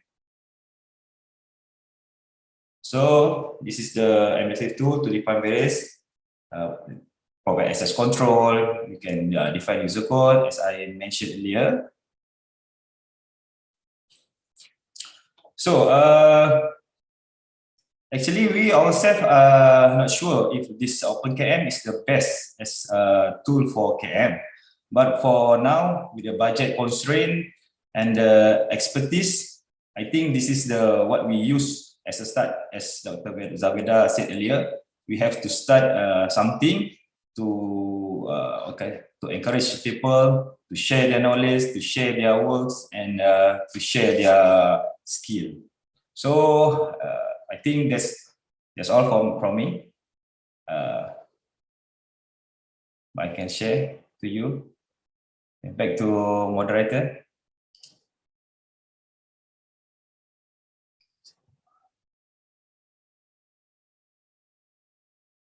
Okay, thank you so much, Mr. Hadwazan. That's the KM tool by UMK, and I believe that every libraries. I'm talking in the perspective of library. We have come up with tools for our organization. In IUM, we have KM portal to have for as a sharing platform, ideas from the lecturers, and we keep in the KM portal. Well, we have ended the last round, so wrapping up, I would say that there's many ways. Okay, there's many ways of to implement KM. What we need to do is to identify what we need and the objective of having the KM. So I guess when we have that, then we just move it. Okay. Once again, thank you to all the panelists for sharing your priceless knowledge and experience. It is indeed a very informative and interesting sharing. I believe everyone now has a clear picture of the vital role of knowledge management in sustaining the organizational performance. So, ladies and gentlemen, now we have come to the question and answer session. As I mentioned earlier, you are welcome to post or to ask questions, and you may also share your opinions and thoughts with all of us. Inshallah, we will go through all the questions if time permits. I think we have a lot of time. We have about 20 minutes to 12 o'clock, and then I think our panelists are open to answer even until 1 o'clock. All right. Okay. So Right. inshallah.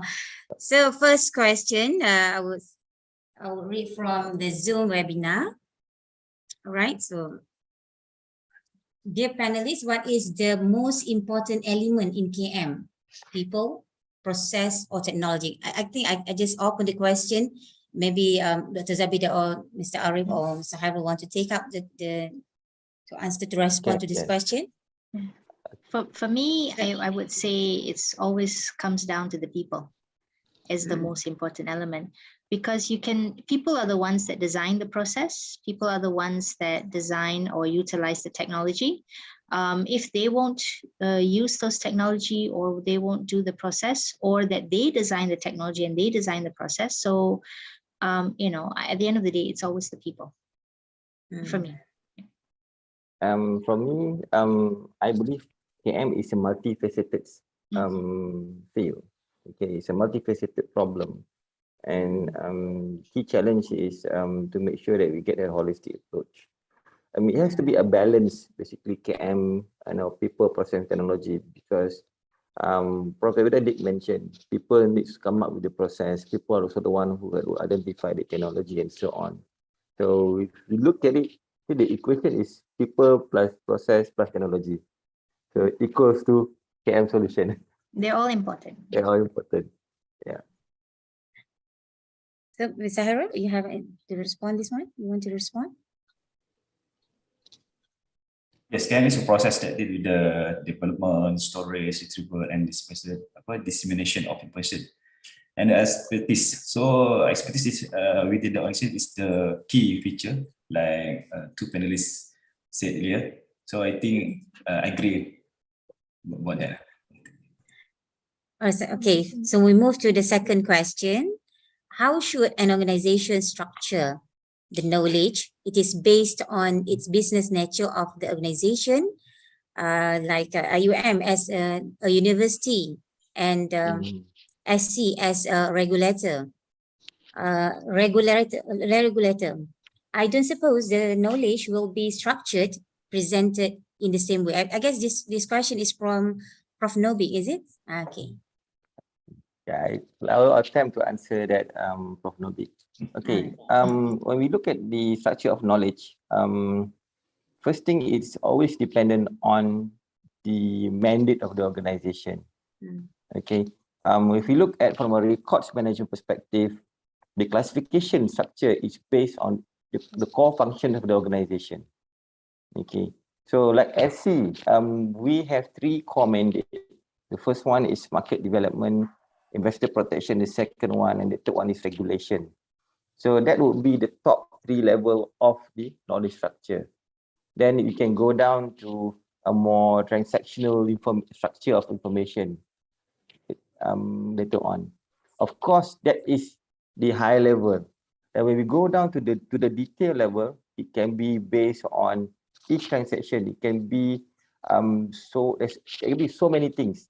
When we look at that particular structure, it can be based on department, it can be based on the initiatives and projects and so on. But the first anchor has to be based on the nature of the organization itself. Then we can actually cascade down, because the challenge is if you don't have a fixed structure at the top, the organization does not understand why they exist, then we have a problem. Then we're going to have a lot of restructuring. So that's why in business, they've got these 2 clear distinction between what is the corporate strategy and the business strategy. So from there, we can actually identify the knowledge structure of the organization. To add, basically, it's exactly what Encik Arif has said. Going back, when he presented as well, it's like going back to the objectives of that company or objective of the organization. So yes, Prof. Norbik, I think there will be a difference between as a university and as a regulatory body, right? There will be a difference in the knowledge structure because it goes back to the objective of what that company or why that company exists and what it proposes to achieve. So moving, the question continue with from Dr. Norbik, Prof. Norbik, is there any template, ready-made structure? So you said that the structure come from the objective of the organization. So is there any ready-made we can follow? Well, from the perspective of records, and then Akid Negara Malaysia did specify one side of it, which is more of the organizational mandate, which is like HR, administration, finance, asset management, and so on. Those are quite fixed because it exists in any organization. The key challenge is when we look at the functional area of the organization, which is different from one organization to the other. I'll make a comparison between SC and Bank Negara Malaysia. SC has 3, as mentioned earlier. Bank Negara has financial stability, and then the financial stability and the economic stability. So they have and balance payment. So they have a different function altogether. So it will not be a straight template, but for the basic, the core administration part, there is a template that we can follow.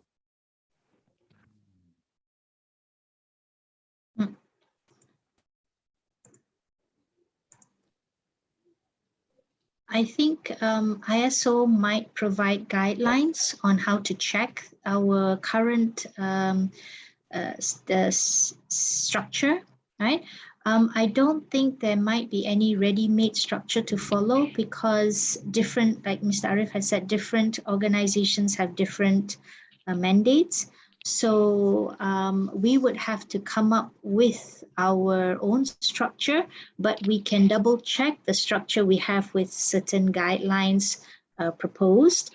And as Mr. Arif said, sometimes in terms of the financial departments, there's already check and balance designed by certain authorities. So those would have to be followed or integrated into the structure. All right. So can we move to another question? So I've mentioned about Madam Masita, from a question from Madam Masita Abdul Rahman. How do we ensure that KL is not is not mixed up with data management? Okay. I will attempt to answer that. Well, actually, knowledge management and data management can be seen as two separate things. Yet they are overlappings between the two, because when we look at knowledge, as I mentioned earlier, data is the structured knowledge, whereas the other part, the records, documents, information, is in the unstructured domain.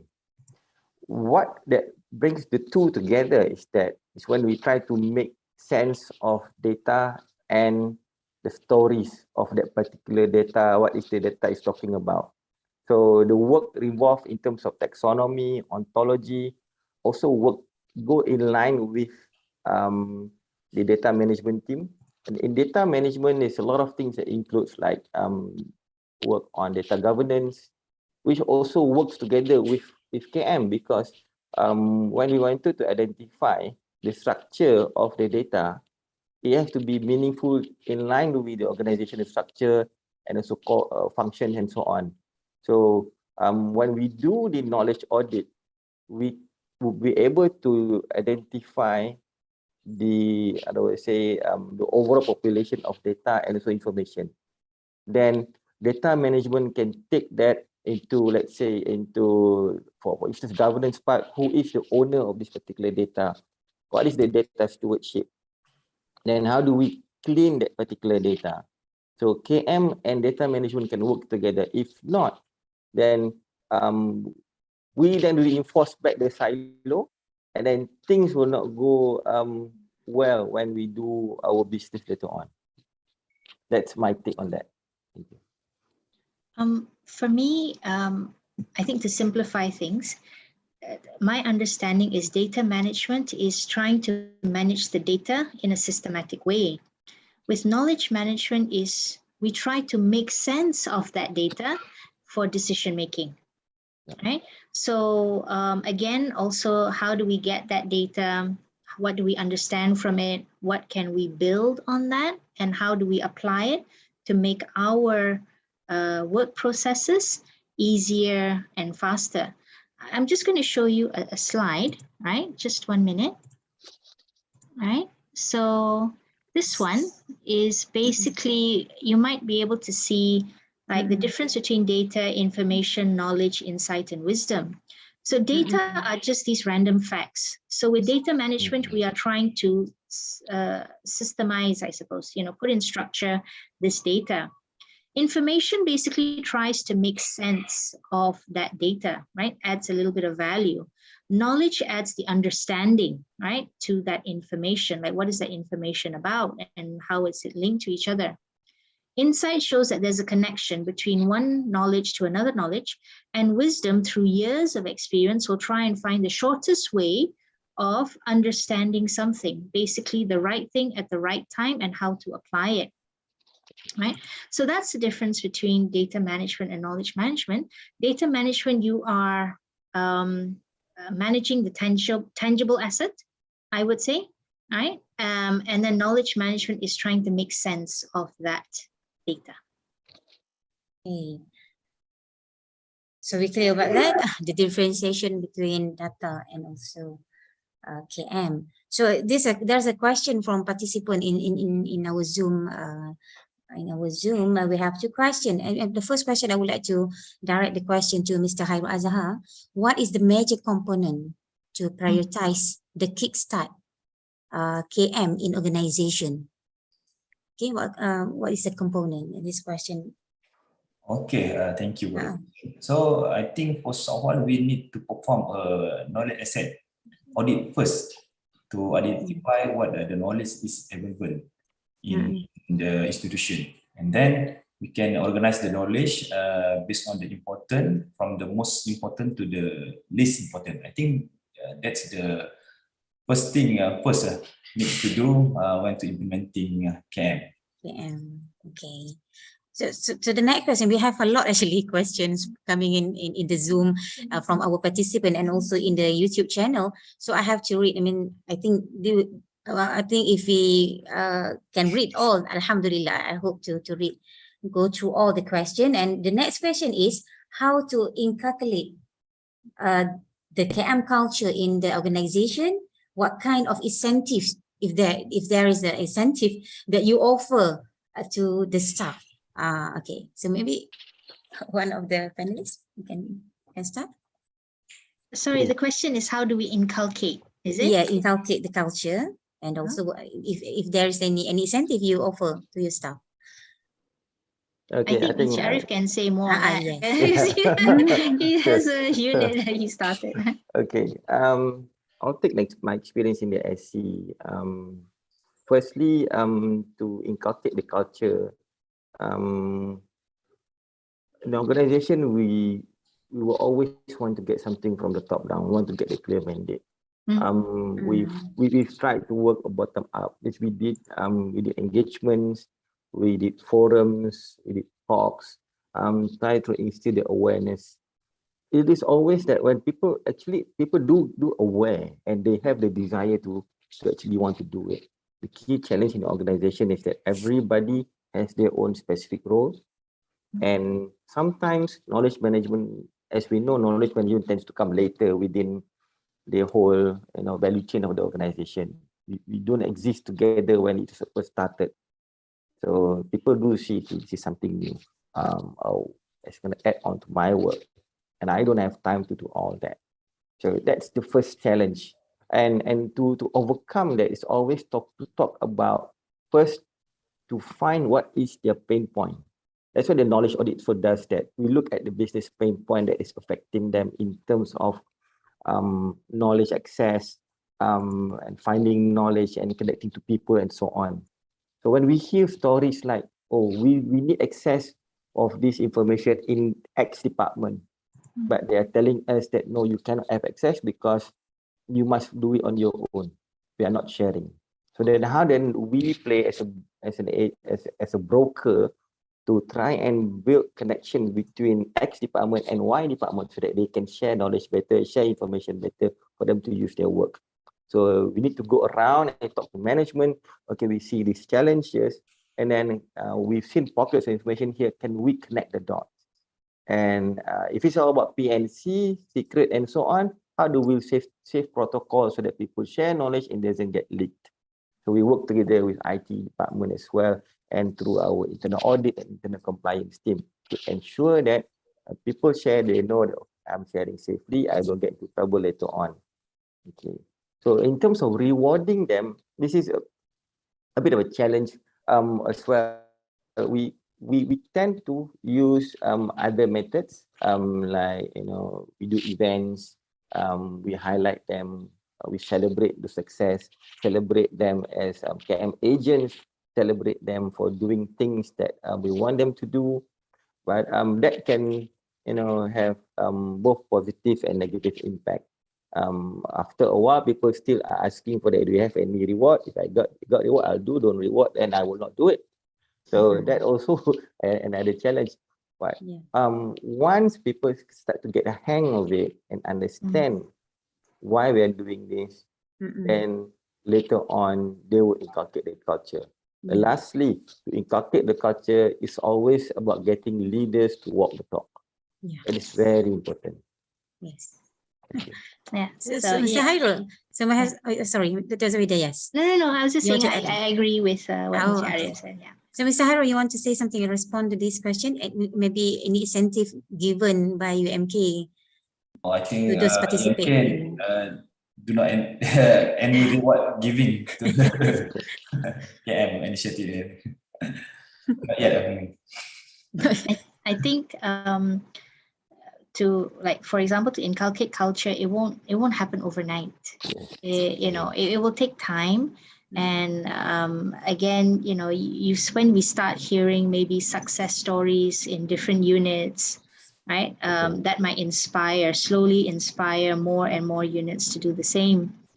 And again, incentives are, like Mr. Arif said, it's very challenging to determine. But I think, like, for example, in our university, we have awards ceremonies for best units, for most efficient unit, or let's say customer service unit, you know, like the unit with the, you know, customer service award and things, as perhaps voted by their customers. And I think in that sense, then when they win these awards, that will again become an incentive back. So it's a rolling, continuous thing, I think. Yeah, I agree with that. So next question from Mr. Abdullah Sadiq or Dr. Abdullah Sadiq. What are the most famous theories in measuring knowledge sharing in particular, or please explain the relationship between knowledge sharing and related variables? Oh, theories. Theories. Okay. Normally in knowledge sharing or research and knowledge sharing, we tend to use more on behavioral studies. For example, theory of planned behavior, or even the social exchange theory, right? To determine the, not so much measuring the knowledge sharing, but because we measure the behavior, right, of people sharing knowledge in particular. And the relationship between knowledge sharing and related variables, it depends very much on the variables, and also what exactly you want to discover about the knowledge sharing perspective, and what are the variables, and is it going to be the independent or dependent variable? So there are certain theories. One of the theories in terms of knowledge conversion theory, right, is what we call the Seichi model, the Nonaka and Takeuchi, right, that converts tacit knowledge to explicit knowledge, and then how people share knowledge through that, right? So there are certain theories, but it depends very much on what your perspective is, Dr. Abdullah. So we move to the next question from Mr. Azman Abdul Rahim. Yes, Doctor? Sorry, I think there's one question by Dr. Norita about the difference of you want to read that? Yes, if that's okay. There are certain differences of knowledge management practices, success or failures in different countries, because it depends also very much on the culture of the people, whether they tend to be very collectivistic in nature or individualistic in nature, right? So the culture of the country will determine the practices that tend to be utilized more often. Yeah. So Madam Latifah, you can go on to the next. Yeah, okay. There's a lot of questions coming in. Yes, yes. Yeah. And then we have a question from Mr. Azman Abdul Rahim or Dr. Or Prof something. So because they have no okay, Dr. Zabida mentioned that we may start small, and she gave a good example on feeling that we consider as tacit knowledge. However, how should we start small for the other part? For example, intrinsic knowledge. Can you elaborate about the community of practice in KM? What does it mean and how it works? There's a lot of questions there. How it works or implement, especially in the university environment. What can we get out of it? Oh, so there's I think about 5 questions there. Okay. In one question. All right. Actually, a filing, the example of filing is how we can manage extrinsic knowledge. Tacit knowledge is the knowledge based on experience. Filing is our reports and documents that we put in the filing room, for that's for extrinsic knowledge. How we can start small for the other part, I think we're now, Dr. Azman or Prof. Azman, we're talking about the tacit knowledge. We go back to sharing from each other, and we can even have like mentor-mentee systems. We can have ways in which we sometimes just start talking to people, right? Especially people who are in our area, or even if they are not in our area, it can trigger ideas with each other for collaboration and such. So, for example, I've known Mr. Arif for a few years now, and sometimes if there is a project or issue, I may consult with him or ask him, and especially if it's knowledge management related, because he has the industry side to things. And so even though we're somewhat in the area, but not in that area, can trigger a discussion in that. So in communities of practice, this is how it can help for, in my opinion, best practices in knowledge management, where you get people of similar background or same area expertise, and they can discuss about their work, what works, what doesn't work. And again, that knowledge sharing that happens, and when they go back into their own units and departments, they will share that knowledge. Right? In a university environment, for example, this can work in either in research capacity, it can also work in administrative staff, it can work in technical staff as well, right? Because administrative staff are also scattered around throughout the whole university.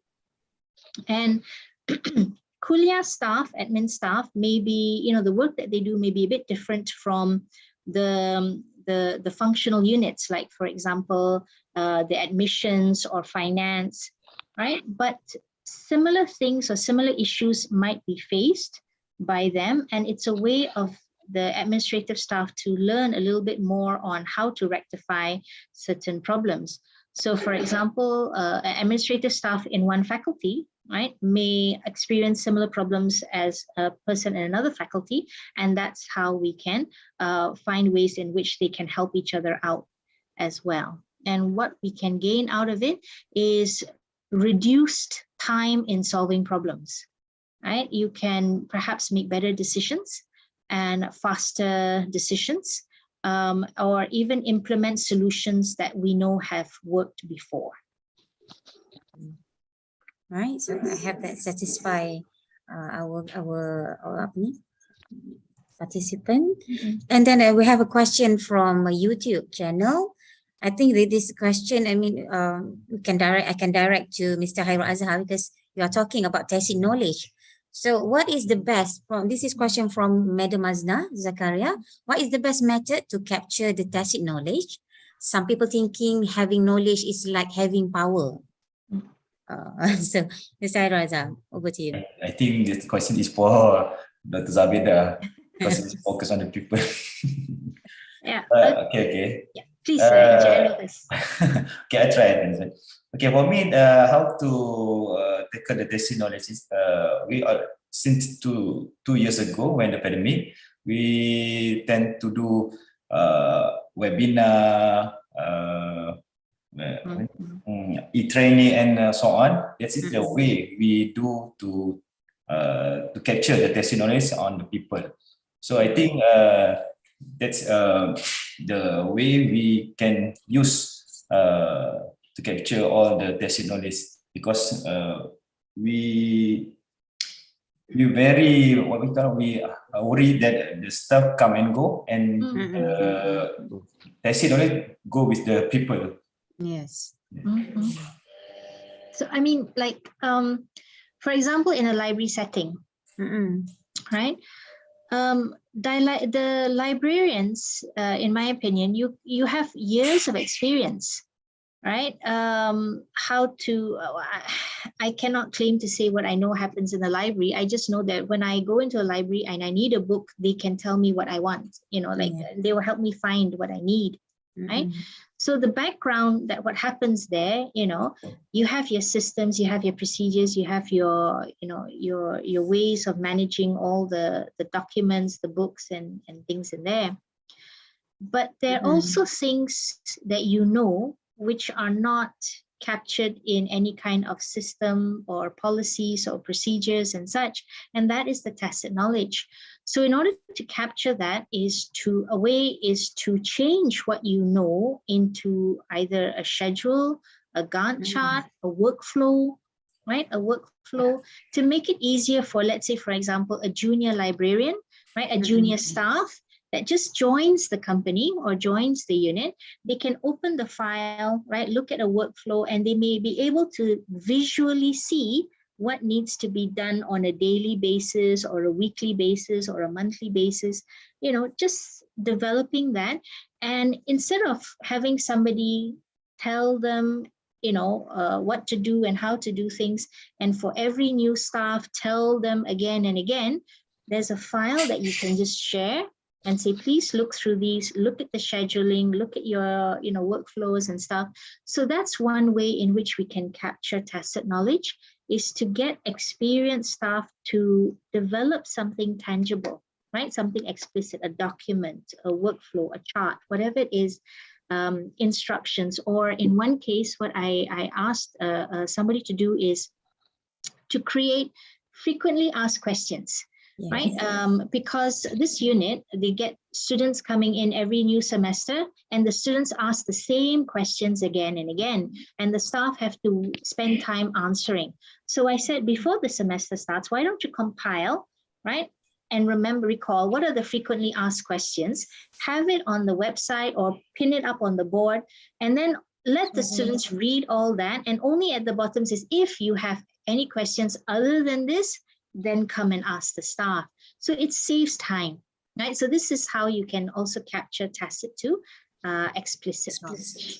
Yeah. May I add a bit? Yes, From our experience in the SC, we've done case studies, we've done documentation, we've done codification, getting people to write, and then I guess it goes back to the key challenge when people say, oh, this is too taxing, I've got so many things to do.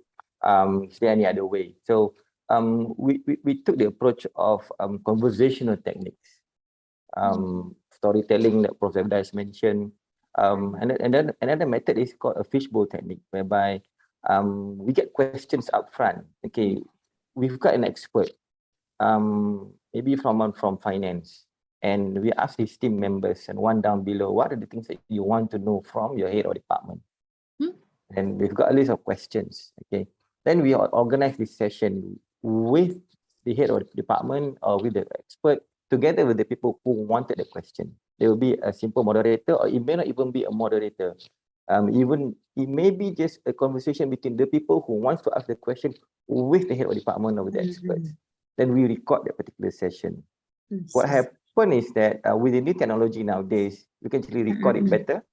With multiple angle, and then we can get all those nice audios coming in. And then what we can do later on is that we can actually transcribe those particular texts, which then can be used for reuse. And now with the ability of the natural language processing technology, with the right approach in language that we use, then we can actually grab things better.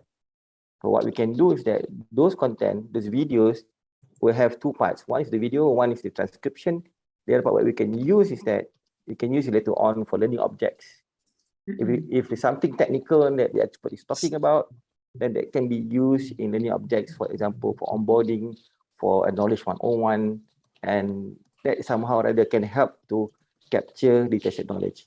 It's easier to do because the expert just come in and talk, rather than for him to actually, or for her trying to actually, I have to write so many things. We've done case studies, really painful. Reluctant to do that. Yes, very reluctant to do it. So we change the approach, and it's been getting some traction. Yes. Okay.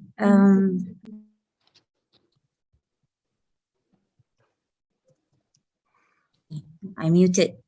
So from Madam Yusrina Awaka, we have a question from our acting chief librarian. So are there any differences between KM in a corporation organization and academic organization like a university?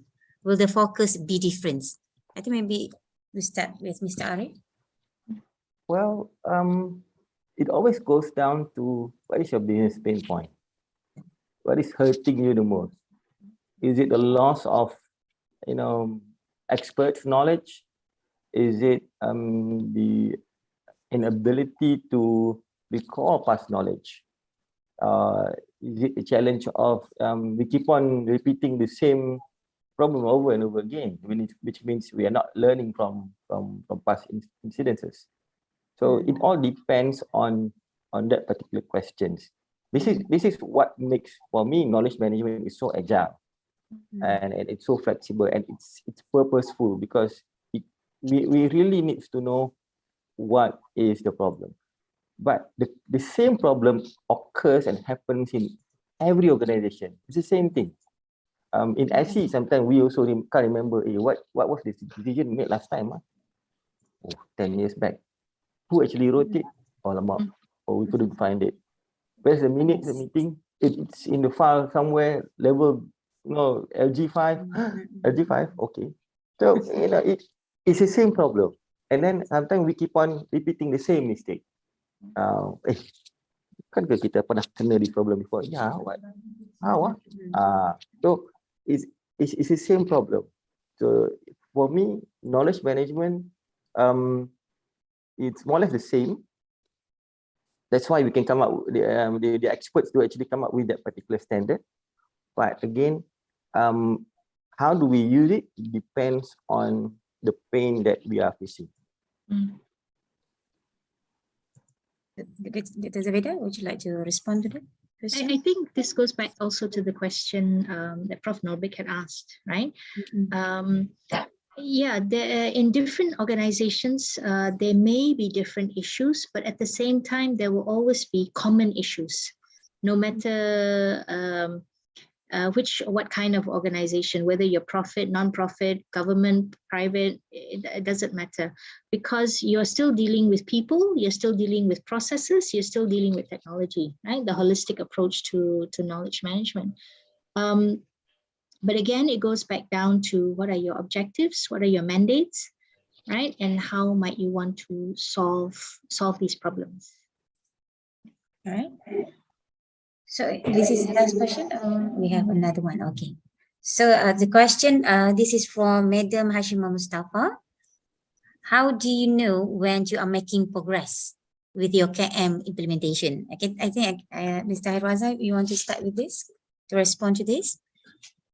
Yeah, actually, I want to conclude this matter with this kind of measurement. Because in my knowledge, there is no other method of measuring the success of KM in the organization. So maybe we need to look at this to assess where the status of the KM is in each organization that implement knowledge management. The assessment is not to compete between the institution, but as a method to assess where we are now and what we need to do next. I think. Actually, it's true, right? What Hairul had said, that it's difficult to measure something. And again, I've mentioned before about how do you measure something that is intangible. However, also, and one way is, let's say through past experience, finding a solution for something or carrying out a completion of project takes a certain duration of time. But now after you implement certain knowledge management tools and techniques, the time is shorter, right? Or people can get what they need more accurately, right? This is when you start realizing that what you're doing is working, right? It's working. So it may not be something definite, like you can see, like there is a scale or something, but you yourself are aware if you can complete things faster, better, more efficiently, more effectively by utilizing these knowledge management tools or techniques, then this is when you can pretty much start to say that it is working, right? Of course, I think Encik Arif will have something a little bit more structured to say, right? For me, again, I'm going through, all right, practical things. Yeah. Thank you, Prof. Thank you, Haji Hairwaza, also for your input. Yes, there is a challenge in measuring KM. No doubt about it. I think my superiors last time, Dr. Ghazali also mentioned that the president of Fatal Library Malaysia, I think, Dr. Ghazali, key challenge for us, knowledge management is difficult to measure. this is where me and my team will say over here, so embark on the challenge whereby how do we look into this? Because if we don't get measured ourselves properly, we may be losing job. That's very clear in the organization. How then my superiors measure our performance? So we looked at two parts. One, which is how do we measure this activity-based measure? What do we do? Okay. For example, one part of what we do over here in the SC, we disseminate information, we disseminate news, we disseminate researches and stories out. So we measure that as well. But we need to create a baseline. We create a baseline, which means, let's say a KPI, we have to release our morning news by 10 o'clock or 9:30, and that's the baseline. And then are we able to meet up to that particular KPI? But then there's also this outcome-based measure. For instance, how do we impact other departments, achievement? Have we able to reduce their turnaround time for certain projects or initiatives? Are we able to basically help them to deliver their work? So I quote one of my colleagues from the US, Brad Patton, said, it's about us helping you to do what you do better. If the department can tell us back, oh, you have helped us better in terms of this and that, then we can take it as a measure. So it is not a direct science to it. So what I can say is that you really need to work on the measurement bit quite a lot. But one way of what we're doing, we're currently going to go and do now, is to use the balanced scorecard approach. Okay, a balanced scorecard approach has 4 components: looking at growth, then looking at internal processes, what we do, and then to look at how we spend our money, our budget, and then how we work well with our stakeholders. So the stakeholders part usually is what we focus on. It's number 1. Budget-wise, is quite straightforward. We don't manage finances, but we manage our own budget. In terms of learning and growth, is how we develop our people, learning and development, and internal process, how we make sure that our internal process are continuously updated. So the feedback from our stakeholders or our customers are very important, because in the organization, knowledge management has this role of serving the line departments. So customer feedback surveys at the end of the year or half yearly can give us a sense whether are we helping them well in delivering their work or not. Yeah, yes. That's a very fruitful input by all the panelists, actually. So we have 2 questions, but one question has been the same question goes to Mr. Hairul Azhar, actually, from UMP Chief Librarian, Mr. Azman, but the same question actually about what I mentioned before. And we have from Dr. Suhaimi Sharif. How could KM, this is the last question, how could KM and COP address the silo in the organization? Sharif first. Okay, thank you. KM and COP. Okay, COP, I'll start with COP first. COP is a community of practice where we get, first thing is, like Prof. Abida mentioned, people of similar interests, people that wanted to achieve the same goal. So it can be from various parts of the organization. For me, when I see a COP, sometimes COP actually already exists in the organization. Okay. For instance, when in my organization, when we do, let's say, a review of the capital market master plan, there are various people who are working on this, and by that mandate alone, we see the collaboration and the cooperation of every part of the departments within the SC. They provide input, they provide their feedback in their particular areas, but then there is another group of people who string things up. Just like also when we do our annual report, there has to be someone that sits up together up in between who will actually string things together and work closely with everybody. So everybody is brought into a community. Okay, let's deliver this annual report. Let's deliver this capital market master plan. So in that essence, silo can be broken once we have a clear objective why we coexist together. Sometimes we do a COP just because we want to. I've heard this before. COP can be just like lawyat.net. Everything is there, we put everything. But then when we see a lawyat.net, well, it's a lot of things, but people go in and out to get information. Some are good information, some are really, you don't want even to know what they are talking about inside there. So it all depends on the purpose itself and how we shape the community. And when we look at the theories of it, people actually leave, come and go from the community. The tendency for us in organization, we tend to formalize the community, but community actually is an informal community which can exist and then it can also dies off, just like that. And it all depends based on the objective.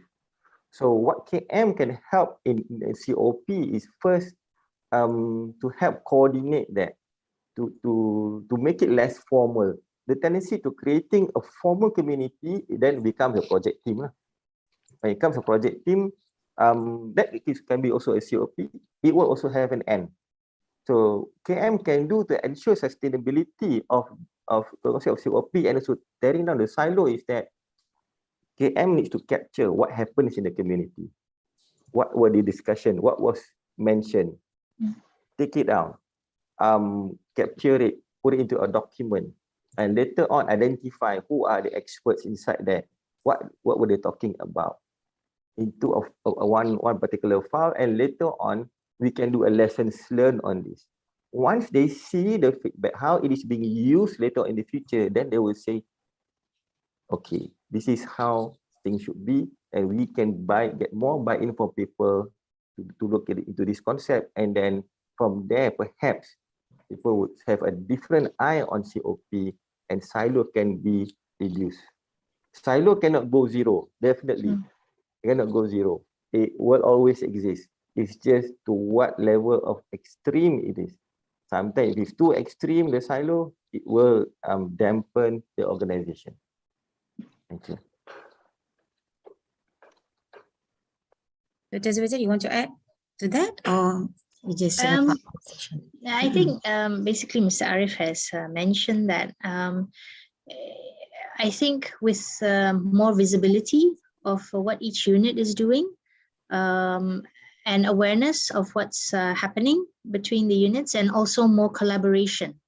It doesn't have to be collaboration between faculties. It could even be collaboration between faculty and units, right? So I think once we are more aware of what the different units are doing, what projects they're working on, I think that will slowly start breaking down the silo. Silo will definitely exist still, because each unit and faculty still have their own area of expertise that they will focus on, right? But there's also some room for, integration in those areas as well.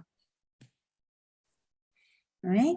Alhamdulillah, we all done with all the questions, okay, from the participants. Actually, if you want to ask question, actually we have lots of questions to ask on behalf of university, IUM. But I think before I end the forum, okay, I would like to give a few minutes, not 5 minutes, only 1 minute or 2 minutes to all the panelists, if you want to wrap up what you have presented today. So just a bit, you want to give any advice or suggestion, last suggestion to end our forum today. So I will start with maybe Dr. Zubaida, follow the sequence, then Mr. Khairul Azhar, and then Mr. Arif. Okay.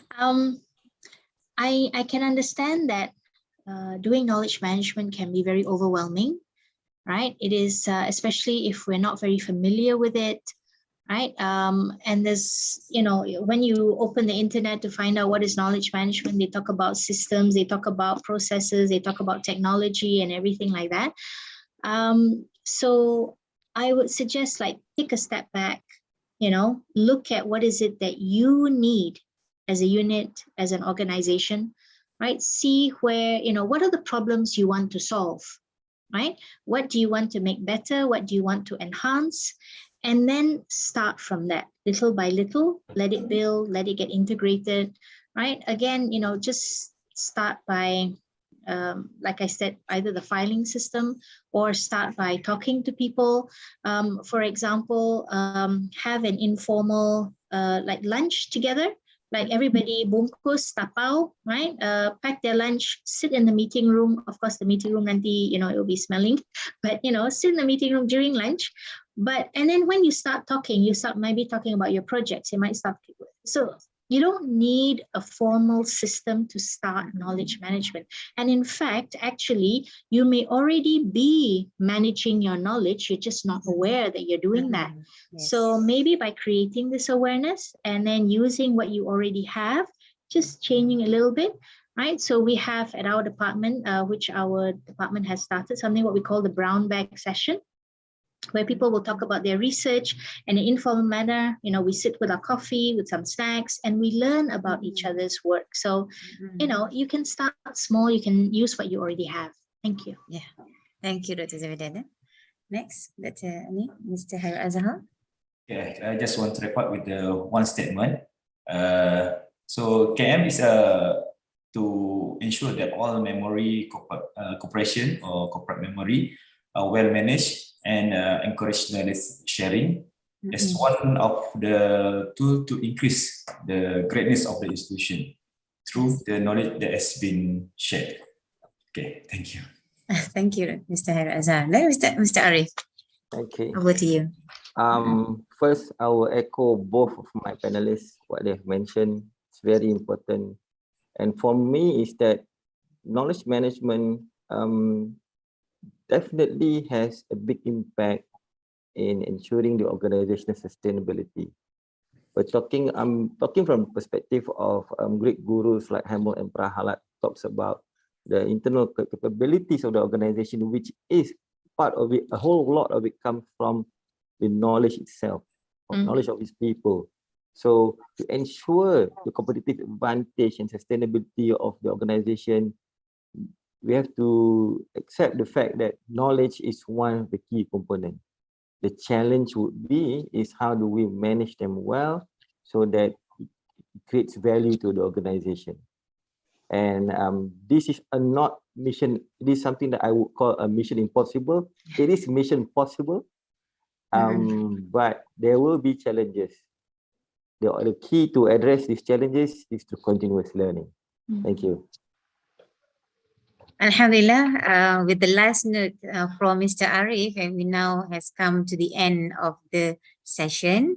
Thank you to all the panelists once again and all the participants for your participation throughout the session. On behalf of Darul Hikmah Library IUM, we would like to express our heartfelt gratitude to the respected panelists for their valuable sharing of knowledge. We would like to apologize for any shortcomings and inconveniences caused. Hope to meet you all again. Wish all a pleasant day and stay safe wherever you are. So let's end our forum today with the recitation of Tasbih Kafarah and Surah Al-As.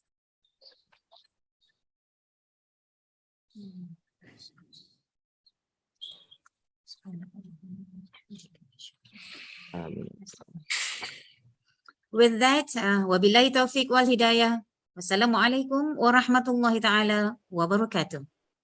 Terima kasih semua.